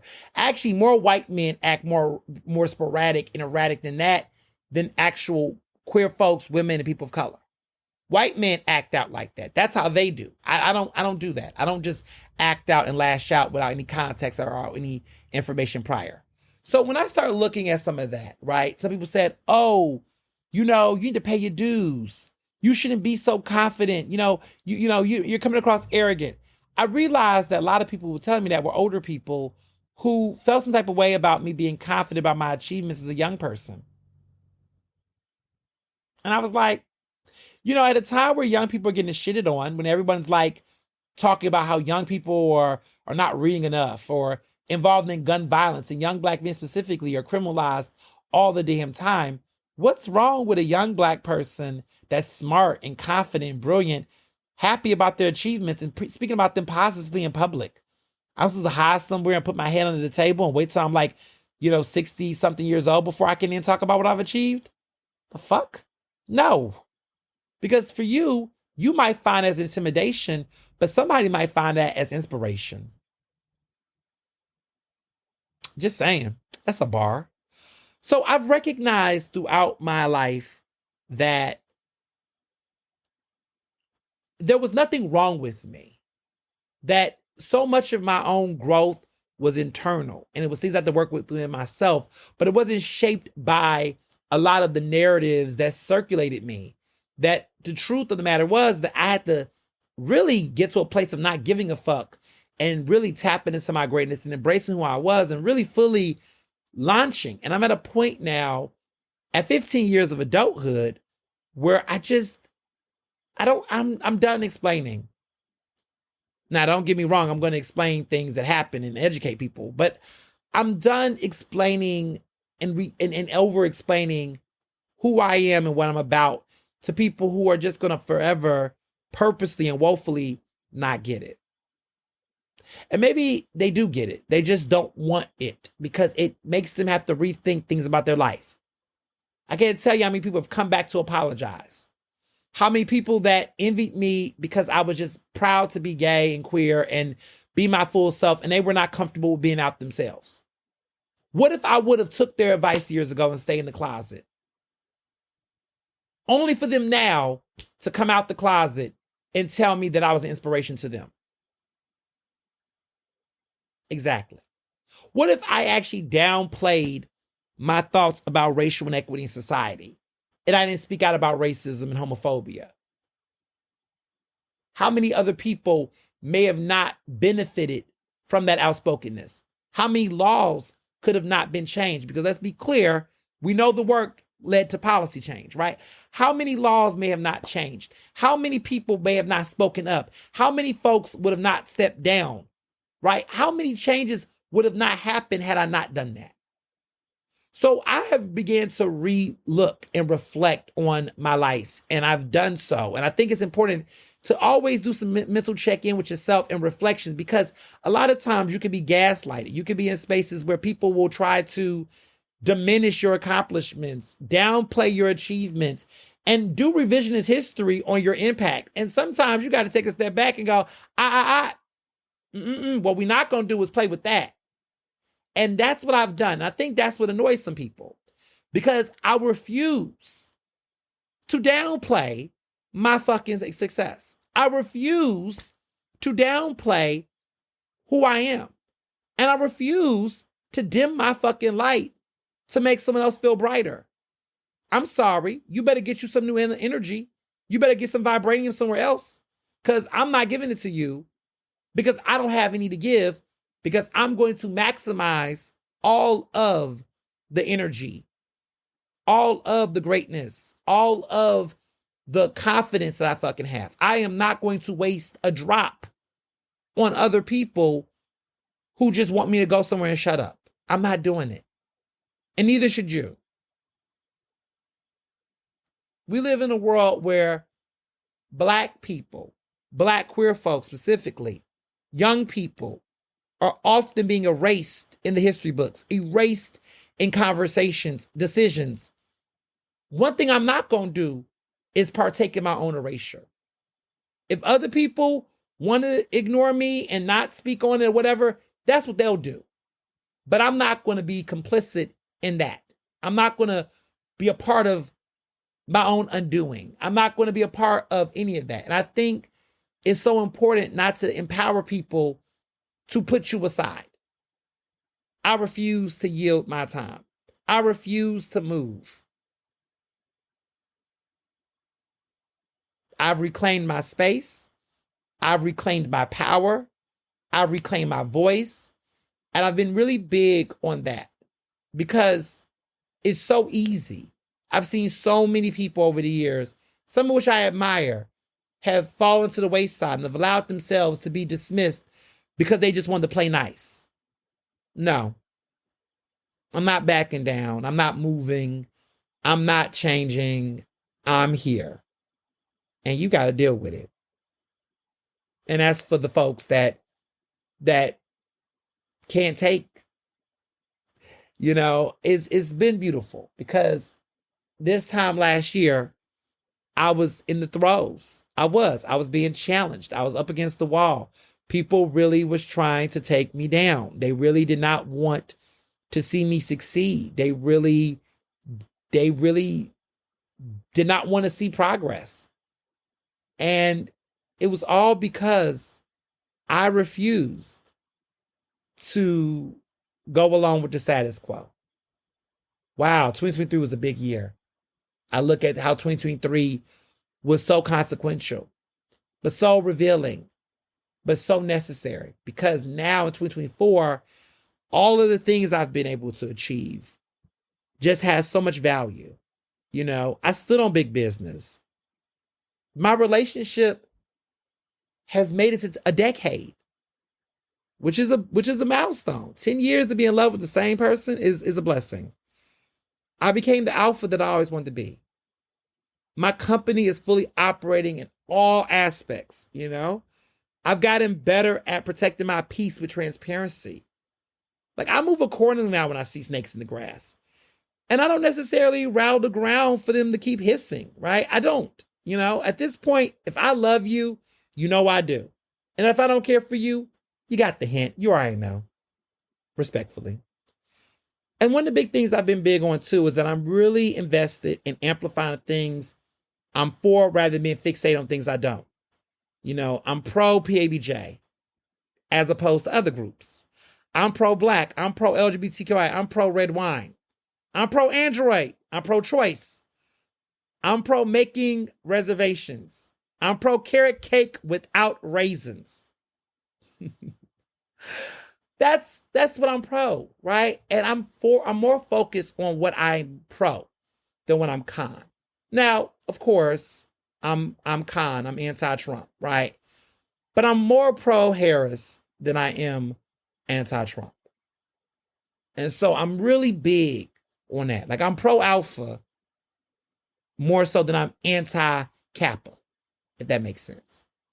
And that mind shift has been very enlightening. And I've been, you know, more attuned to my overall wellness. Like, I'll say this on the air, and I'm only going to say it one time, and we're going to move forward. You know, in the past year, I lost 65 pounds. I've lost weight. Everybody knows, everybody's talking about it. I lost 65 pounds in the past year. And a lot of that has come from intermittent fasting, I've definitely have taken some time to meditate and fast and all of those things. And intermittent fasting has been very, it works. But you got to do research. I am not a doctor. I am not going to prescribe you anything. I'm just here to tell you, I'm not a dietitian. I'm not a doctor. You must do your research and talk to a health physician on it. Trust me, I did that. That's all I'm going to say. Because some of y'all want to out here, look, everybody, and no disrespect to people that's doing, any weight loss drugs or Ozempic or anything, no shade. Everybody needs to do what they do. If you're diabetic and you're using Ozempic to help you achieve your AC1, AL1, ACL, whatever one goes, do that. Okay? Take medicine, believe in science, and do what you got to do. For some of you all who are not diabetic, that's taking Ozempic to lose weight, talk to your doctor and be for real. For me, because of my health and my circumstances, clearly I was not taking Ozempic because that's not what I need to do, right? I don't need to go to drugs to lose weight. That some people might need to. I'm not judging. Wegovy, whatever you take, that's you. For me, it was a situation where I just need to say, buckle down. What am I doing? Am I overeating? Whatever. Intermittent fasting is what helped me and what's helped me and what's guided me. And it's helped me with my portion control. And it did the things. And to be clear, no matter what size I was at, I made this decision for my own self, for my own journey. I wanted to get to a point where I wanted to achieve health goals and I wanted to do some things to just, help me out. Everybody has their own journey. I'm not telling people to go on diets. I'm not fat shaming people. That's not what I'm trying to do.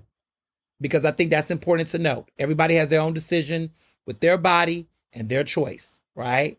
And I think we should have that mindset for things beyond reproductive rights because it is important, right? If some people want to do surgery and do things with their body that is in a very healthy way, they talk to a physician, a doctor to do that, do it. If you want to do Botox, if you want to do a facelift, do what works for you. For me, I just knew intermittent fasting, I wanted to do it a certain type of way. That's how I did it for me. And that's what I wanted to do for me. I don't do Botox. I don't do any of that. Dr. Parks, my good friend, not my doctor, but my good friend, my bestie. She teases me because she talks about genes. Yes, I have great genes. I have a beautiful mother who is gorgeous. And, I will tell you my regimen is good skincare products. Shout out to Kill. Okay. We love a good moisturizer. We love a good toner. We love our skin. Okay. Good sex, good sleep. I make it a point that I get 8 hours or more hours of sleep a day. I do get sleep. I sleep well. I'm really big on sleeping, and great sex and being honest and doing all the good things has been very helpful for my skincare, body, and wellness. And overall, like I said, being self-aware of myself and just really tapping into who I am and who I want to be has been very pivotal to my journey. And so, yeah, I'm just, I'm really feeling great. Like, that's how I'm feeling. I guess I gave y'all a lot of advice and I revealed some things I have never revealed before, but that's why this podcast is great. But yeah, 65 pounds. So y'all been talking about it, talking about he's slimming and all this, that, and the third. Yeah, I have. But it's just been self-discipline and just being on a journey, not just about losing weight, but just coming to a space. All of these changes in my life, these evolutions on my wellness, my network, and expanding my space and community has given me an overall revamp. I did the work on myself this past year. I did a lot of work on myself. I did a lot of work on understanding what makes me, and why. And also taking in and enhancing the traits I love about myself, and also reevaluating the things that I settled for in friendships, in, you know, career decisions. Like I took some big risks in my career, made some decisions that like were bold and said no to some things and said yes to some things. I understood who I want to be and how I want to show up. And I'm really proud of myself. I am. I'm going to give myself a pat on the back because it definitely was not easy a year ago. I was in a real major crossroads, and a year later, a lot of things have come into fruition. A lot of things that I predicted, a lot of things I spoke on definitely has showed itself. And you know what was beautiful about it? I didn't have my finger in it. Because I really do believe in karma, and I really do believe that the trash will take itself out. And I really do believe that when you're doing things with the best intentions, when you truly want to make things better, they'll be better. So I want to say that. I really want to take that moment to speak truth into that. Yeah, that's where I'm at. So let's get into movies. There's some interesting movies this week and coming in film world. Joker, the new sequel. Okay. Polarizing. A lot of polarizing thoughts about this film. You know, I revisited it. You know, I told you a little bit about it a couple of weeks ago when it was at film festivals and things. You know, I don't hate it. It's okay. It's definitely not the same as the original Joker, as I mentioned before. Gaga is underutilized in this film. She's not a lead actress. I think a lot of people were trying to figure out what was going to be her role in the film, but people realized that she is more of a supporting actress than lead actress.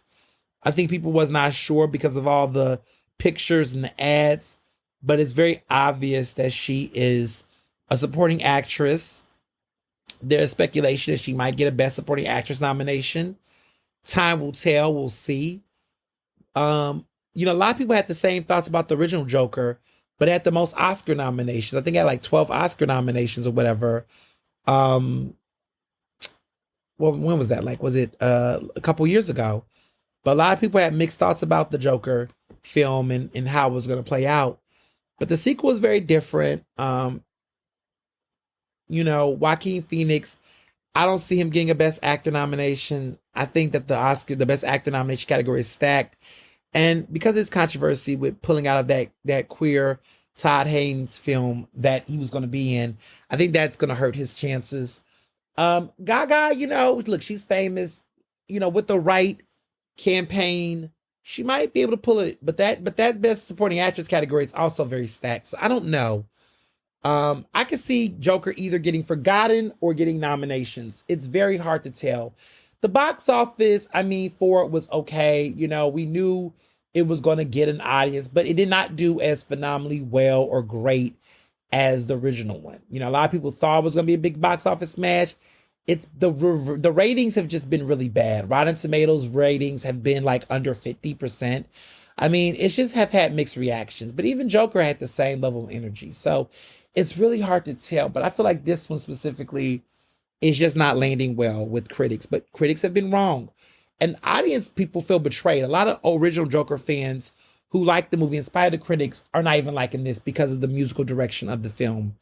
So it is a very polarizing film. I mean, it's I don't know. Do I recommend it? I mean, look, if you got free movie passes or something, or you just really want to see something and you haven't really been to the movies in a minute, I mean, it's worth checking it out.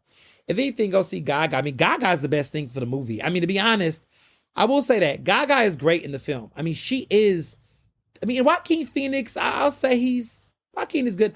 To be honest, I would say Joaquin and Gaga are the best thing in the movie. I think their chemistry is on point. They have chemistry. They, you know, and I feel like it's enough to save the film. I think the casting was good. I will say that may be what saves the movie. Their chemistry. If you want to see Gaga and Joaquin Phoenix, yeah, I would recommend that. Yeah. Now, a movie that is going to really shake the table when it comes out in theaters. I'm going to tell you about it now. Nicole Kidman in this movie called Baby Girl is the best performance Nicole Kidman has given in decades. I want to, well, not decades. I will say over 10 years. Okay. Rabbit Hole, which was based off of an incredible play. But Nicole Kidman in the film Rabbit Hole, that was Nicole Kidman's last incredible performance. Now, she's been in some great TV movies and programs and shows. Like, Nicole Kidman's a great actress. But her performance in Rabbit Hole, where she got the Oscar nomination, she was incredible in that film. And it's based off of a very great play that Cynthia Nixon actually won a Tony Award for Best Actress for, playing that character in Rabbit Hole.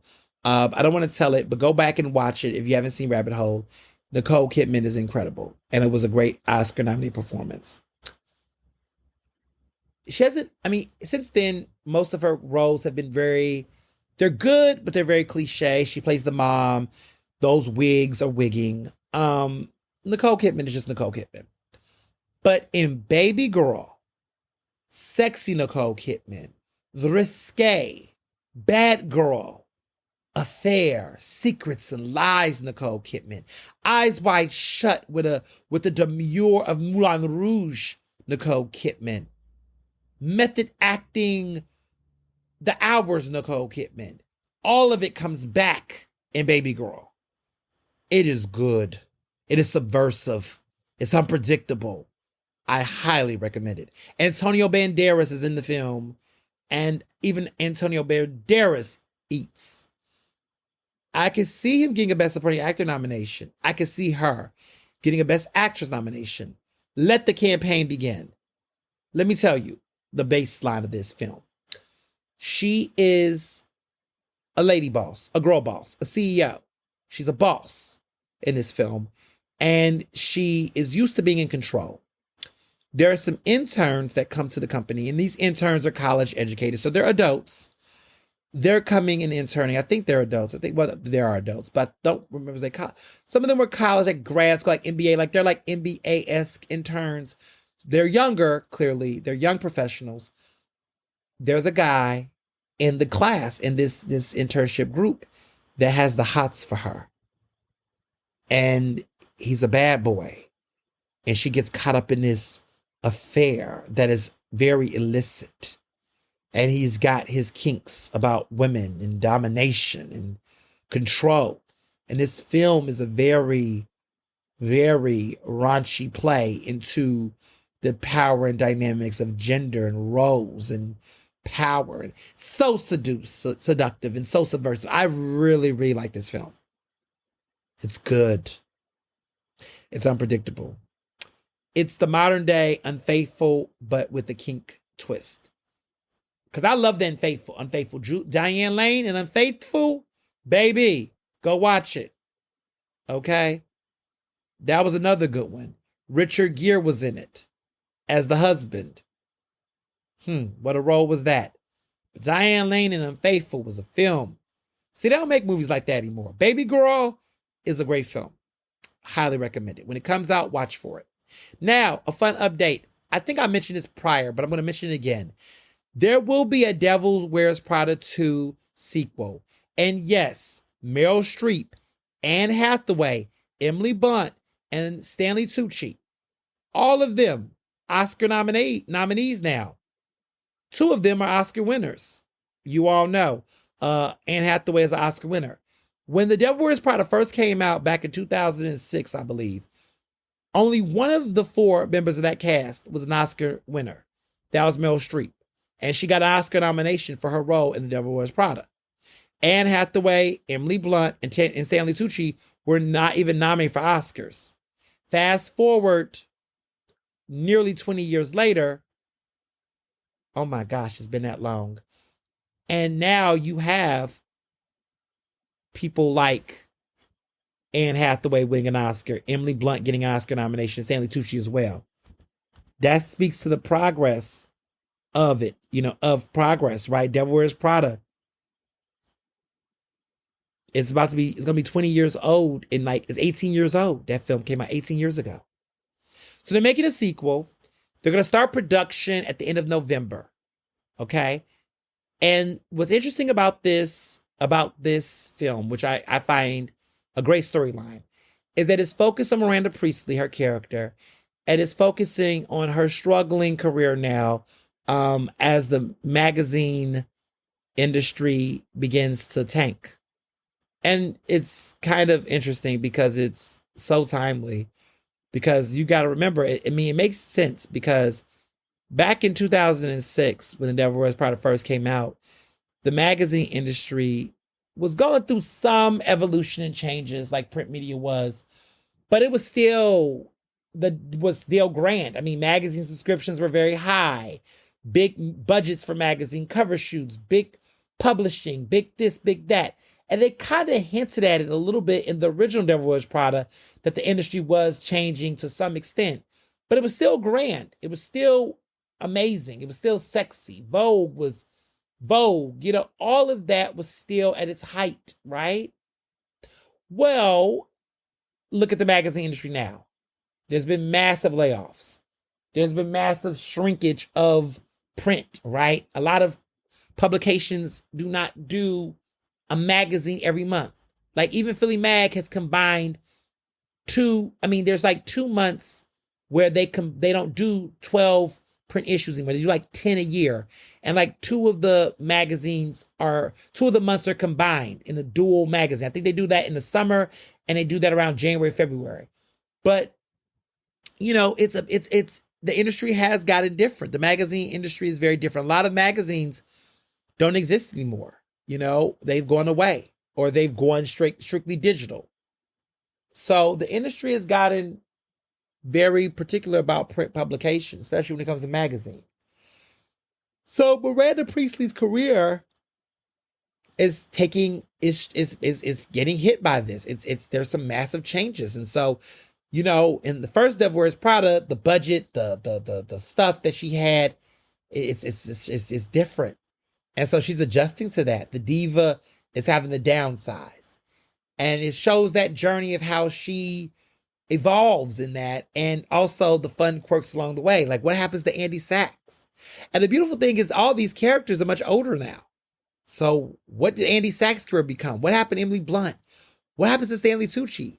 And the beautiful thing is they're all alive and we get to age with them. Like we all age with them. Like I was like 15 when The Devil Wears Prada. Was I 15? I was 14. About to start my freshman year in college when The Devil Wears Prada. And to be honest, when I look back, The Devil Wears Prada, even though I was interested in politics, I had a fascination for journalism and media because of The Devil Wears Prada. And I always wanted to be an editor, and I always thought that was fun. I never thought I was going to do it because I was interested in politics, but it was a career field that did fascinate me a little bit, like the idea of it. And then once I decided to be a journalist, going back and watching The Devil Wears Prada, I always wanted to be the editor of something. And now I've become the editor of various publications. And now I'm the editor of Eater Philly. And I get to have this role, like being in a newsroom and like being able to say no to something or cut something and hire people and have I love it. But I just think about all those little seeds that was planted in the past and how the world plays out. But I'm very fascinated to see it now that I am a journalist and now that I have been in the magazine industry, to see how it plays out. Because I've been in the magazine world for nearly 9 years. I've been at Philadelphia Magazine for nearly 9 years. Pretty cool. But so that sequel is in production starting at the end of November. I can't wait. I want this film to come out pronto. I need this in my life. The Devil Wears Prada is one of my favorite films of all time. I love that movie down. I know it. It's one of those movies where you just know the lines. You just know the lines very well. You can memorize the lines off the top of your head. So, excited about that. Now, with music, I just want to talk about Grammys because a lot of you all have been talking about Grammys and predicting the nominations. So, I want to talk about submissions period because this is an important part of the Grammy conversation. We now know what artists have submitted stuff for. Now we know the big artists and what they submit their music for because the deadline to submit, I believe, is passed. The submission deadline is passed. Now we know what artists have submitted their stuff for consideration for. Now, let me be very clear. I'm going to run down a list of some of the artists and what they submit their stuff for. These are not nominations. This is consideration phase. So what this means is that artists have submitted their stuff. The deadline has passed. Now it's time for artists to be considered for nominations. Nominations are coming next month in November. Right now, members of the Academy of Recording Arts and Sciences of the Academy, the Recording Academy, are now reviewing the materials to consider what they want to nominate. Nothing has been nominated. Things are now have been submitted for consideration in particular categories. So let me be clear.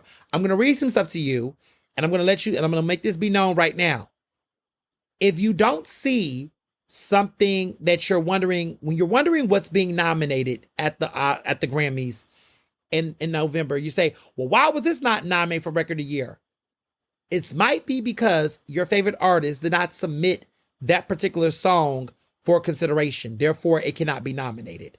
The artist must actually submit it for consideration in order for it to be considered and be nominated. If they don't, then it will not be nominated. So if you're like wondering, why is this not nominated for Album of the Year?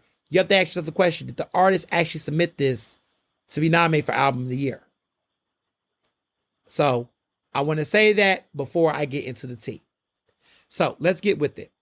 Lady Gaga, that song Die With a Smile, with Bruno Mars, they're submitting it for Record of the Year and Song of the Year, Pop Duo, and Best Music Video.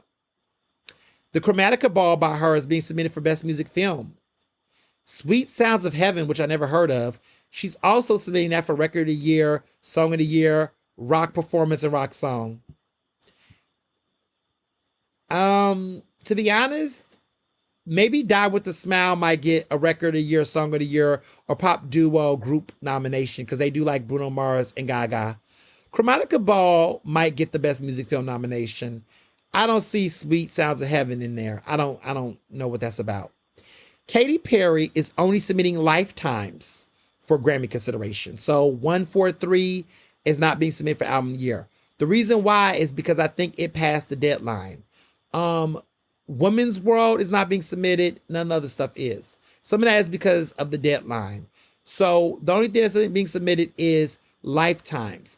Best Music Video, Dance Pop Recording, Song of the Year and Record of the Year for Lifetimes.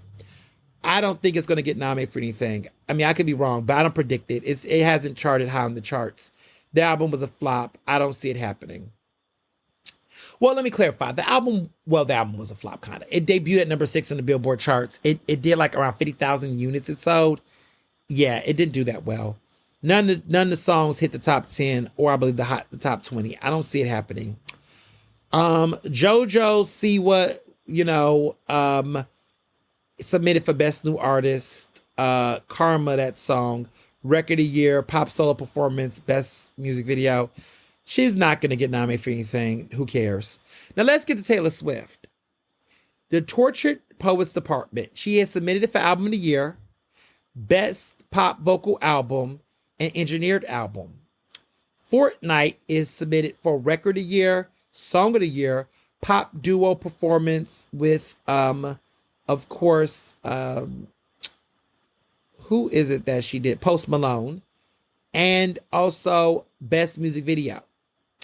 I Can Do It With a Broken Heart is only being submitted for Pop Solo Performance. And then Fortnite, the Blondish remix is being submitted for Best Remixed Recording. The Eras Tour is being nominated for Best Music Film. And then Us, which is featuring Gracie Abrams, is being nominated for Best Pop Duo Group Performance. I don't think she's going to get all 12 of these nominations. I think Tortured Poets Department for Album of the Year, Pop Vocal Album makes sense. Engineer, I can see that. Fortnite, I don't know. It's not one of her strongest songs. We'll see. I mean, they might because it's Taylor Swift. I Can Do It With a Broken Heart. Pop Solo Performance is really stacked. I don't see that happening. I'm surprised she not put Fortnite in there instead, but I guess. So if you don't see Fortnite and Pop Solo Performance, That's because it's not a pop solo song. It's not a pop solo record because it's a duo. So it's not a solo performance. So Duo with a Broken Heart is what she submitted.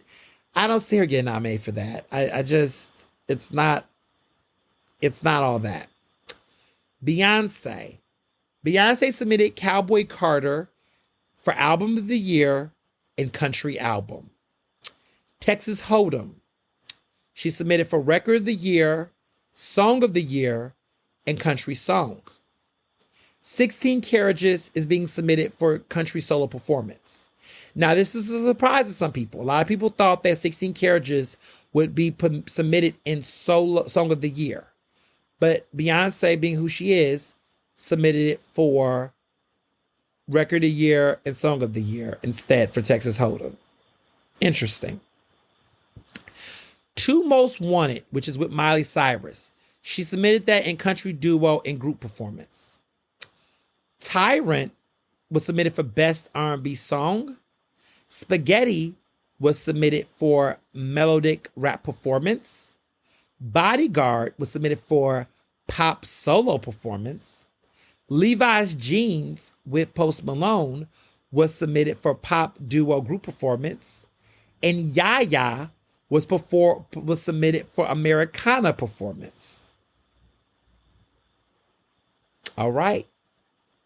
Okay. Interesting. She spread out the genres. 1, 2, 3, 4, 5, 6, 7, 8, 9, 10, 11, 12. She submitted for 12 categories. Let's see how she plays out. It'd be interesting to see where she lands, especially in the country categories, because the country categories and Beyonce have been tricky. In the past, in 2016, she submitted for Daddy Issues with the Lemonade era, and it didn't happen. But let's see what happens with this.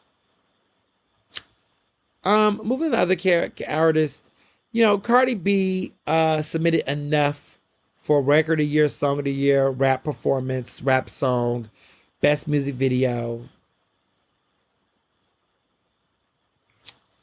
I don't know. Maybe Rap Performance. Maybe. I don't know.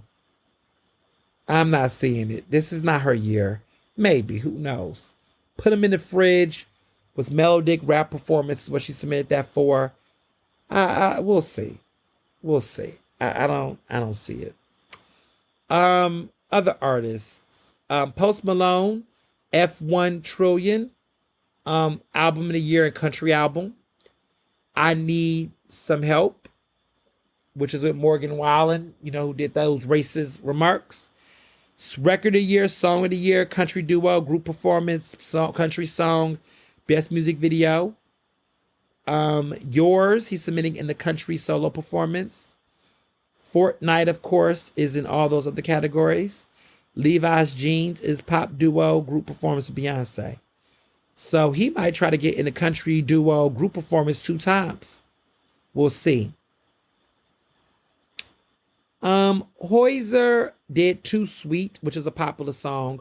Record of the Year, Song of the Year, and Pop Solo Performance. That's that I take my lead. You're too sweet for, that song, which I can see getting a Record of the Year, Song of the Year nomination. I can see it. Even Pop Solo Performance, I can see it. Pretty good song. Sabrina Carpenter, Breast New Artist, Short and Sweet. She submitted for Album of the Year and Pop Vocal Album. Espresso is being submitted for Record of the Year and Pop Solo Performance.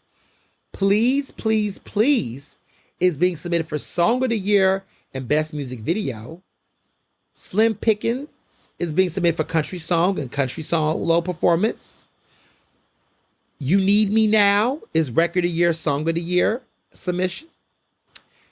And Espresso, the Mark Ronson remix, is being submitted for Best Remix Recording. So it's very interesting. Sabrina Carpenter is coming on very strong with her submissions. For a lot of people who thought that Espresso would be in the song of the year conversation, she's mixing it up. She's going to put it in Record of the Year, because Please, Please, Please was a number one was a number one hit.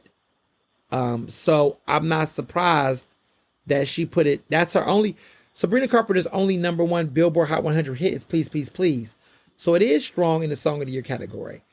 Ariana Grande, Album of the Year, Pop Vocal Album, Engineered Album, We Can't Be Friends, Record of the Year, Song of the Year, Pop Solo Performance, Best Music Video, Yes, and Pop Dance Recording. The Boy Is Mine remix is Pop Duo group recording, which is kind of cool. Yes, and the Jonas Blue remix is also a remix recording. Smart, very smart.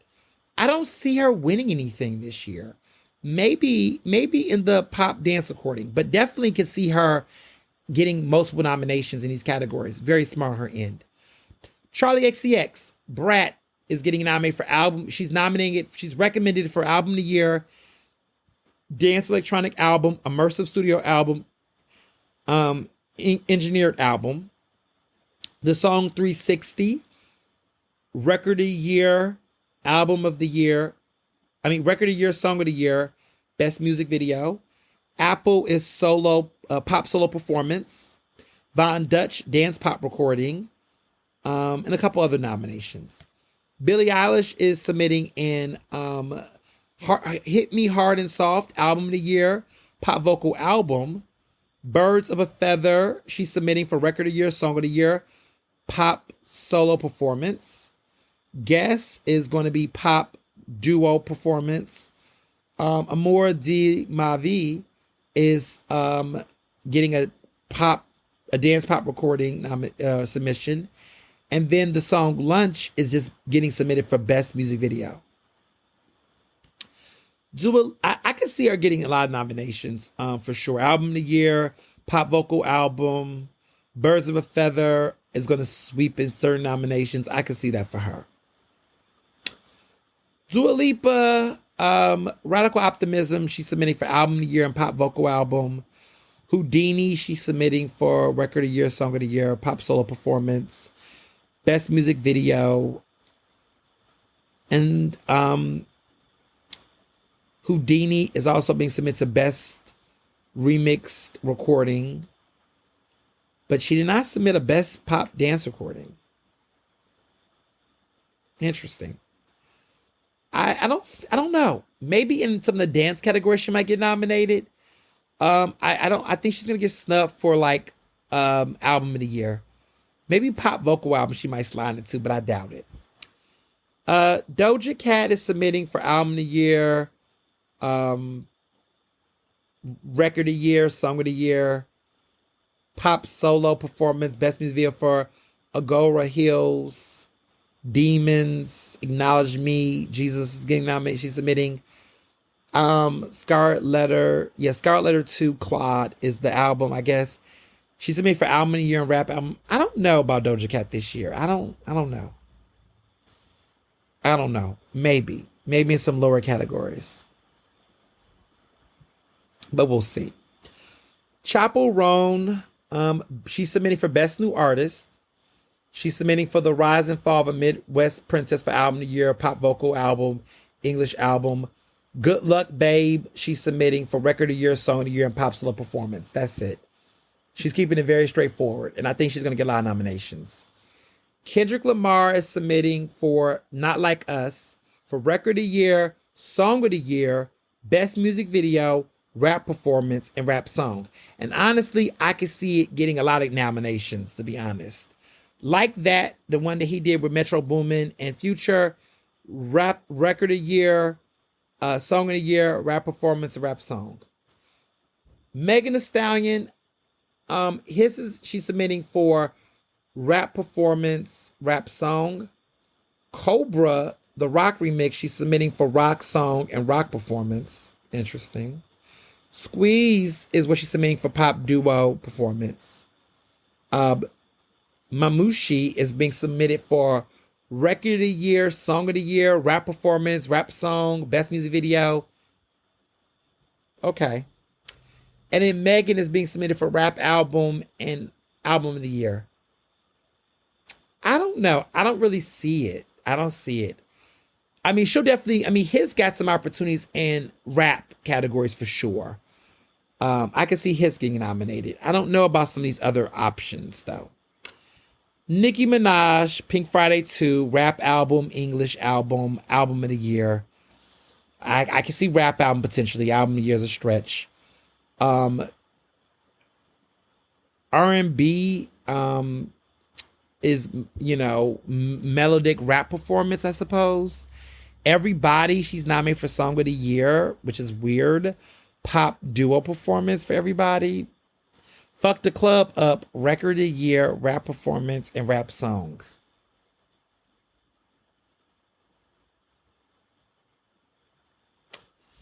I guess. Other artists, Shabuzi. He submitted for Best New Artist. Where I've Been isn't Where I'm Going for Album of the Year and Country Album. A Bar Song, Tipsy, Record of the Year, Song of the Year, Country Solo Performance, and Country Song. My Fault, a country duo group performance. A Bar Song with a David Guetta remix recording. And Spaghetti with Beyonce, a melodic rap performance nomination submission. Keep your eyes open on Shabuzi. Don't sleep on Shabuzi. Something tells me this guy might get Record of the Year for A Bar Song, Tipsy. It's had the most weeks at number one this year. The most weeks on number one for a country song since Morgan Wallen. He's black. It'll be a big damn deal for country music. I can see it for him. I feel like he's got it in him. Best New Artist is going to be an interesting race because I can see the case for Chappell Roan. I can see the case for Sabrina Carpenter. But I can also see the case for Shabuzi. I don't know. Something about him gives me look out for him at the Grammys. I can see him getting some Grammy love. He deserves a Grammy. I don't know which category, but it'd be nice to see him win something. I don't even know if I should talk about these last two, but I will just for shits and giggles. Normani submitted for Album of the Year for Dopamine and rap R&B album. Candy Paint for Record of the Year, Song of the Year. All Yours for R&B performance and R&B song.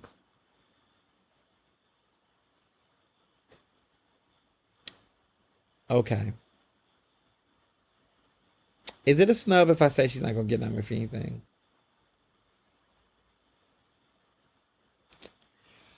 Okay. And then lastly, for shits and giggles, Camila Cabello submitted CXOXO for Album of the Year, Pop Vocal Album, English Album. I Love It. Record of the Year, Song of the Year, Pop Duo Group Performance, Best Music Video, Chanel 5, Pop Solo Performance.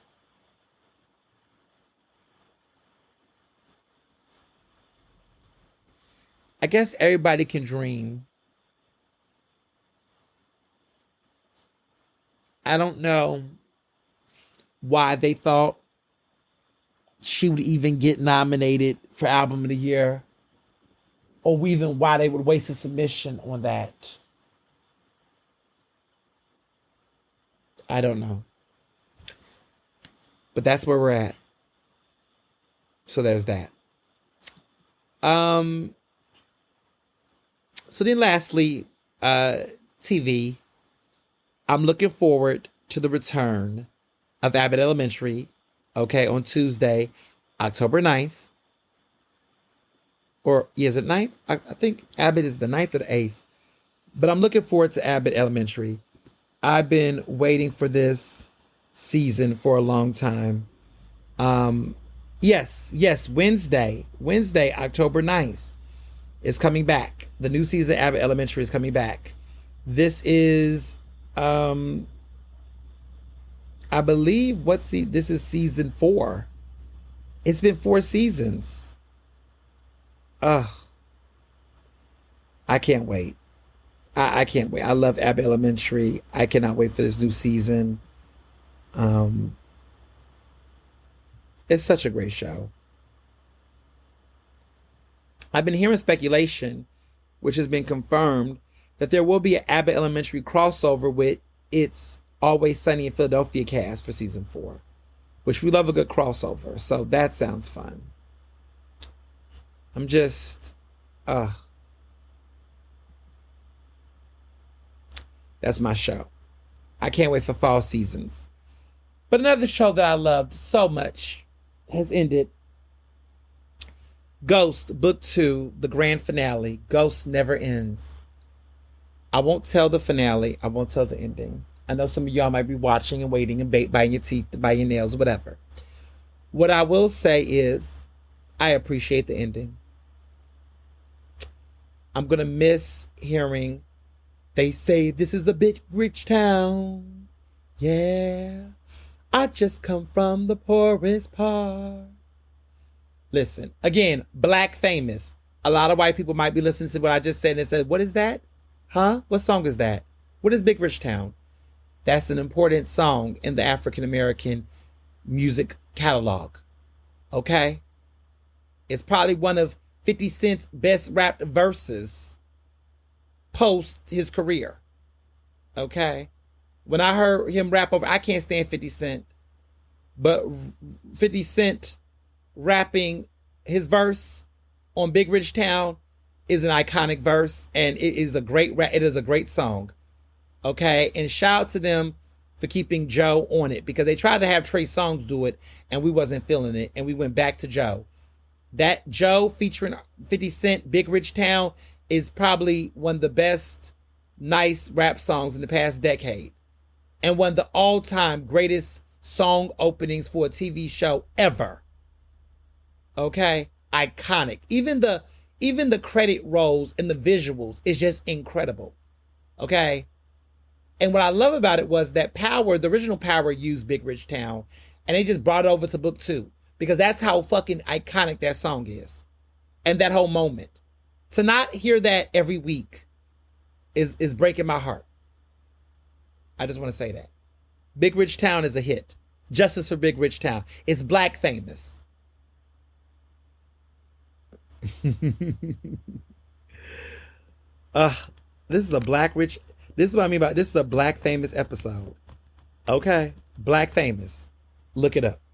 But anyway, I appreciate the ending. I thought the ending was well done. I know it's polarizing. Some people feel like it may have been rushed, but I appreciate the ending of Ghost Book 2. Gonna miss that show. Gonna miss Big Rich Town. But what a great season. What a great series. What a great saga. What a great conclusion to the saga. Really, really love that show. What a good show. Love and Hip Hop is on its final 3 episodes. I'm smacking my lips.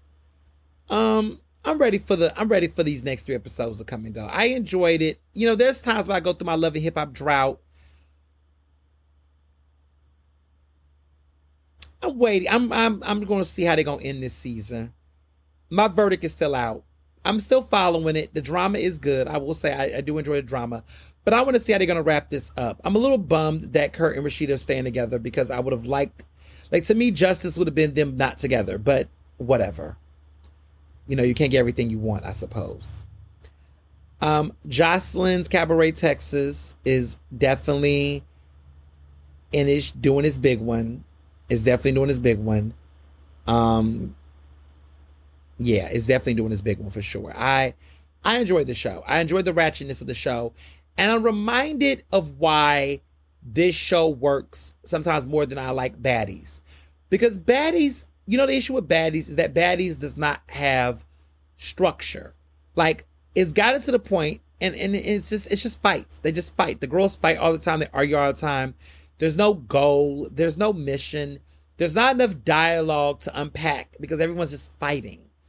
What I like about Jocelyn's Cabaret, and even this season, is that there is a storyline. The girls are arguing. The girls are having conflicts. We're understanding better what's driving some of the conflict. And then when they fight, the fights have more weight. What I don't like about Baddies, and what I've recognized that exhausts me about it, is that there'll be a misunderstanding and then hands get thrown. And then people are like, oh, whoa, that's not why you wanted to fight. It's just a lot of just impulsive fighting. And I'm like, is that the reason why the show, at some point, And so the reunion, has happened. The first part. So the Baddies Caribbean reunion is spicy. They got Saucy Santana. I watched the reunion. The part one. That was a lot. And for the first time ever, they decided to do a reunion with a live audience. I'm shocked because I'm like, okay, you have a live audience. It's working, kind of, sort of. I just feel like the previous reunions, when there was no audience, it was so much fighting. But I do feel like I do appreciate the reunion more than I appreciate the show. Because even though there is some fights and there is some drama, they are talking and we're getting to the bottom of some of the conflicts. And so I can appreciate that. And full disclaimer, I like reality shows because it takes me out of the drama of everyday life. Full disclaimer on that. And this week, I'm just looking forward to the birthday. This is the week of the birthday. This is the lead to the birthday. And so I'm just going to be enjoying all of my surprises and gifts and things. Some friends been hinting at some stuff. I don't know what's coming up, but I'm looking forward to just my road to 33, the final week, of 32, and what's to come in 33, and what a glorious year it's going to be. And just, enjoying everything, just really taking it all in, and, just getting ready for this big birthday and all the surprises in this wonderful month that's been already fabulous so far. So, as always, be well and be best. Ernestly Speaking is recorded in Philadelphia, Pennsylvania, and can be found on Apple Podcasts, Google Podcasts. To stay up to date with the latest on the show, follow me on Facebook, Twitter, and Instagram at Mr. Ernest Owens. Use the hashtag Ernestly Speaking to tell me what you thought about this episode, and check out my website at ernestowens.com.